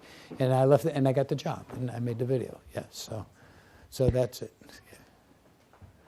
When things will go slightly wrong occasionally for all of us, but if an effect goes completely wrong, how do we recover from that? Sometimes some things are almost not recoverable. I'm sorry, I'm thinking about the bank night routine, you know. For 2 weeks I've been thinking about this, and I've been thinking, I'm going to do that because that's so strong. I know it backward and forward, you know, and there's just no way anything's going to go wrong with that. And I started tonight, you know, and I'm up here, I'll tell you just what's going through my mind. I'm holding the envelopes, and I say, that one's not sealed. That's because I never put the lottery tickets in there. And I said, you know, well, and I'm thinking, you know, well, now what am I going to do? Well, you know, I guess if this were an LNL video, we could just say, stop, we got to start again, you know, there's a flaw. But this is live. And I got people watching me right now who paid a lot of money to see this, to see the great Richard Orstilend screw up his opening effect, you know, that he does all the time. And And so the whole time, as I was doing it, I said, well, just keep on going, pretend like nothing's wrong, and then I don't know what you're going to do at the end. And, I was going to try to wiggle my way out of it. I said, this is just silly. I just close your eyes, I want to show you the whole routine. But, I mean, yes, sometimes you plow through it usually. Like, for instance, and I had never done this before. I was doing a show. It's crazy because it doesn't matter. This is why I would never do anything dangerous. Like guys that want to do the stabbing effect, or like Larry Becker with the gun, and all that stuff. This is why I will never do that. Because no matter how fail-safe it is, you're going to screw it up eventually, And then what, Like, I can't tell you how many times I performed the linking finger rings, where I borrow 3 rings, put them on a pen, they link together. I do the whole routine. I developed that in 1985, and I had already been doing it. Thousands of times I have done this routine. And 2 weeks ago, I'm doing a show, and I borrowed 3 rings, and I put them on the pencil, and I go like this to hold them up before I pull them off to show they're linked. And I grab the pencil, I let them go before the pencil was, and they drop, boom, on the ground. And it was like, what? I've never done that in my life. And here I just dropped them on the ground. And so there's nothing to do but just keep on talking, reach down, pick them up, and put them back and start again. But I mean, it's like, how could I do that? How could I be so stupid? Or now I over the years, I've moved into the corporate market where mostly I do corporate shows. But years and years ago, when I first started out, I was doing like 5, 6 shows a week. I don't do nearly that many now. Most of the time I have to fly to do the show. But anyways, and I would be doing a show, and all of a sudden I'd be saying something, and all of a sudden it would register in my mind that I had just said what I'm saying 5 minutes earlier. And I forgot, and I'm saying it again. And I talked to a friend of mine who was like a professional comedian. He said that used to happen to him all the time, where he'd tell a joke, and everybody laughed like crazy, and turn around and tell the same joke 2 minutes later. Because, it's like blah, blah, you do it all the time, night after night. But yeah, that's why I never do anything. No, thank you. Never do anything in my regular show that's like really dangerous, because eventually I'll mess it up. Eventually, I don't care how fail-safe it is, I'll smack my hand down on a needle right through the back of my hand. I know it's going to happen if I ever did that. So, yeah. Speaking of mistakes, sometimes some things aren't out in your control. Like if you hand a deck to a spectator and they drop it and it's stacked, do you have a way that you switch out again? Not switch out, but again, with the corner short. But that's why I always have a corner short in my deck. Because should that happen, I've always got something to fall back in. And I showed you how effective the corner short can be. And that's just one effect. So all your decks you have a corner short? Yeah. Like all breakthrough? Every breakthrough deck has the 8 of spades corner short in it.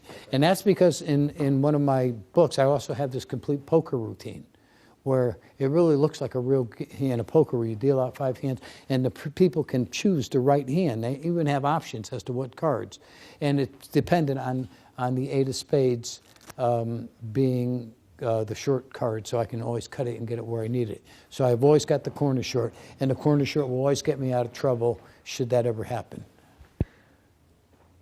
Could you give a little bit of advice on how you would market a mentalism act versus a magic act? Yeah, that's tricky. One of the things that people are afraid to say anymore is that I'm a mind reader. And my advertising says I'm a mind reader.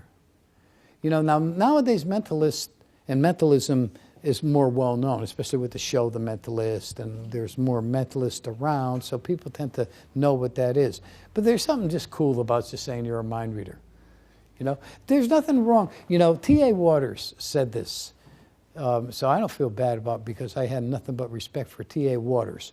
Once you come out and say that I don't claim to have any kind of special powers, I'm using the same abilities, after that, it's a show.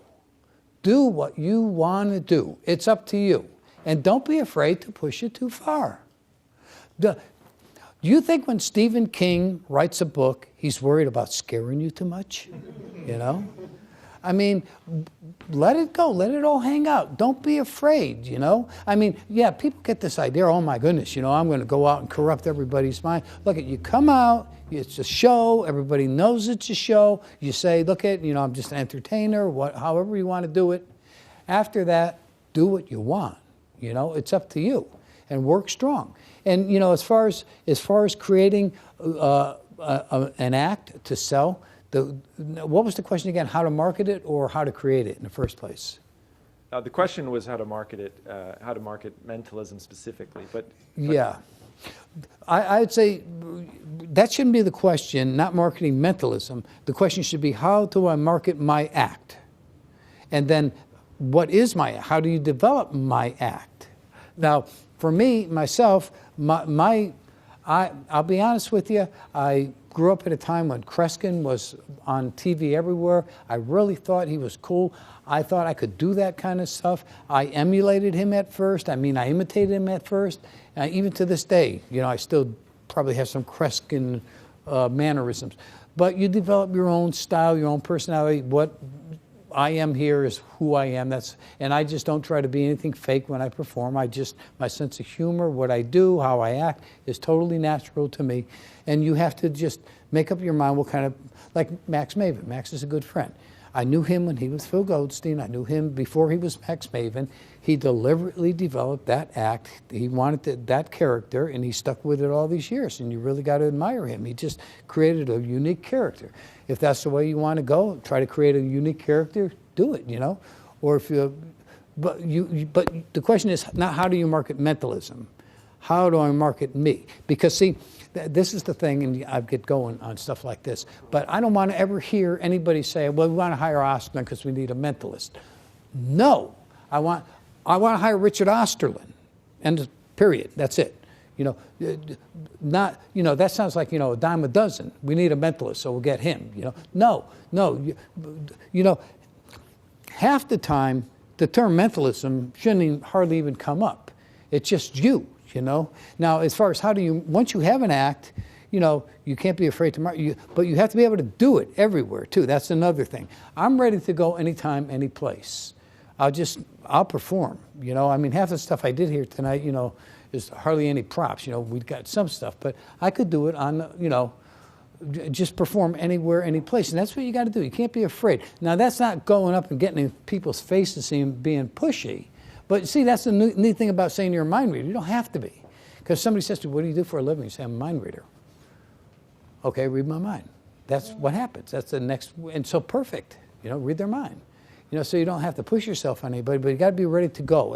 And that was another thing, again, Malini, Bert Rees, Foster, all these guys, they could go and do it anytime, any place, ready to go. Those are some really great key distinctions, so thank you very much. There's actually one last question, okay, and that is, what is the first effect that you developed, and do you still do it, or have you sort of evolved away from the character that you were creating for originally? The first effect? Yeah, the first effect. Actually,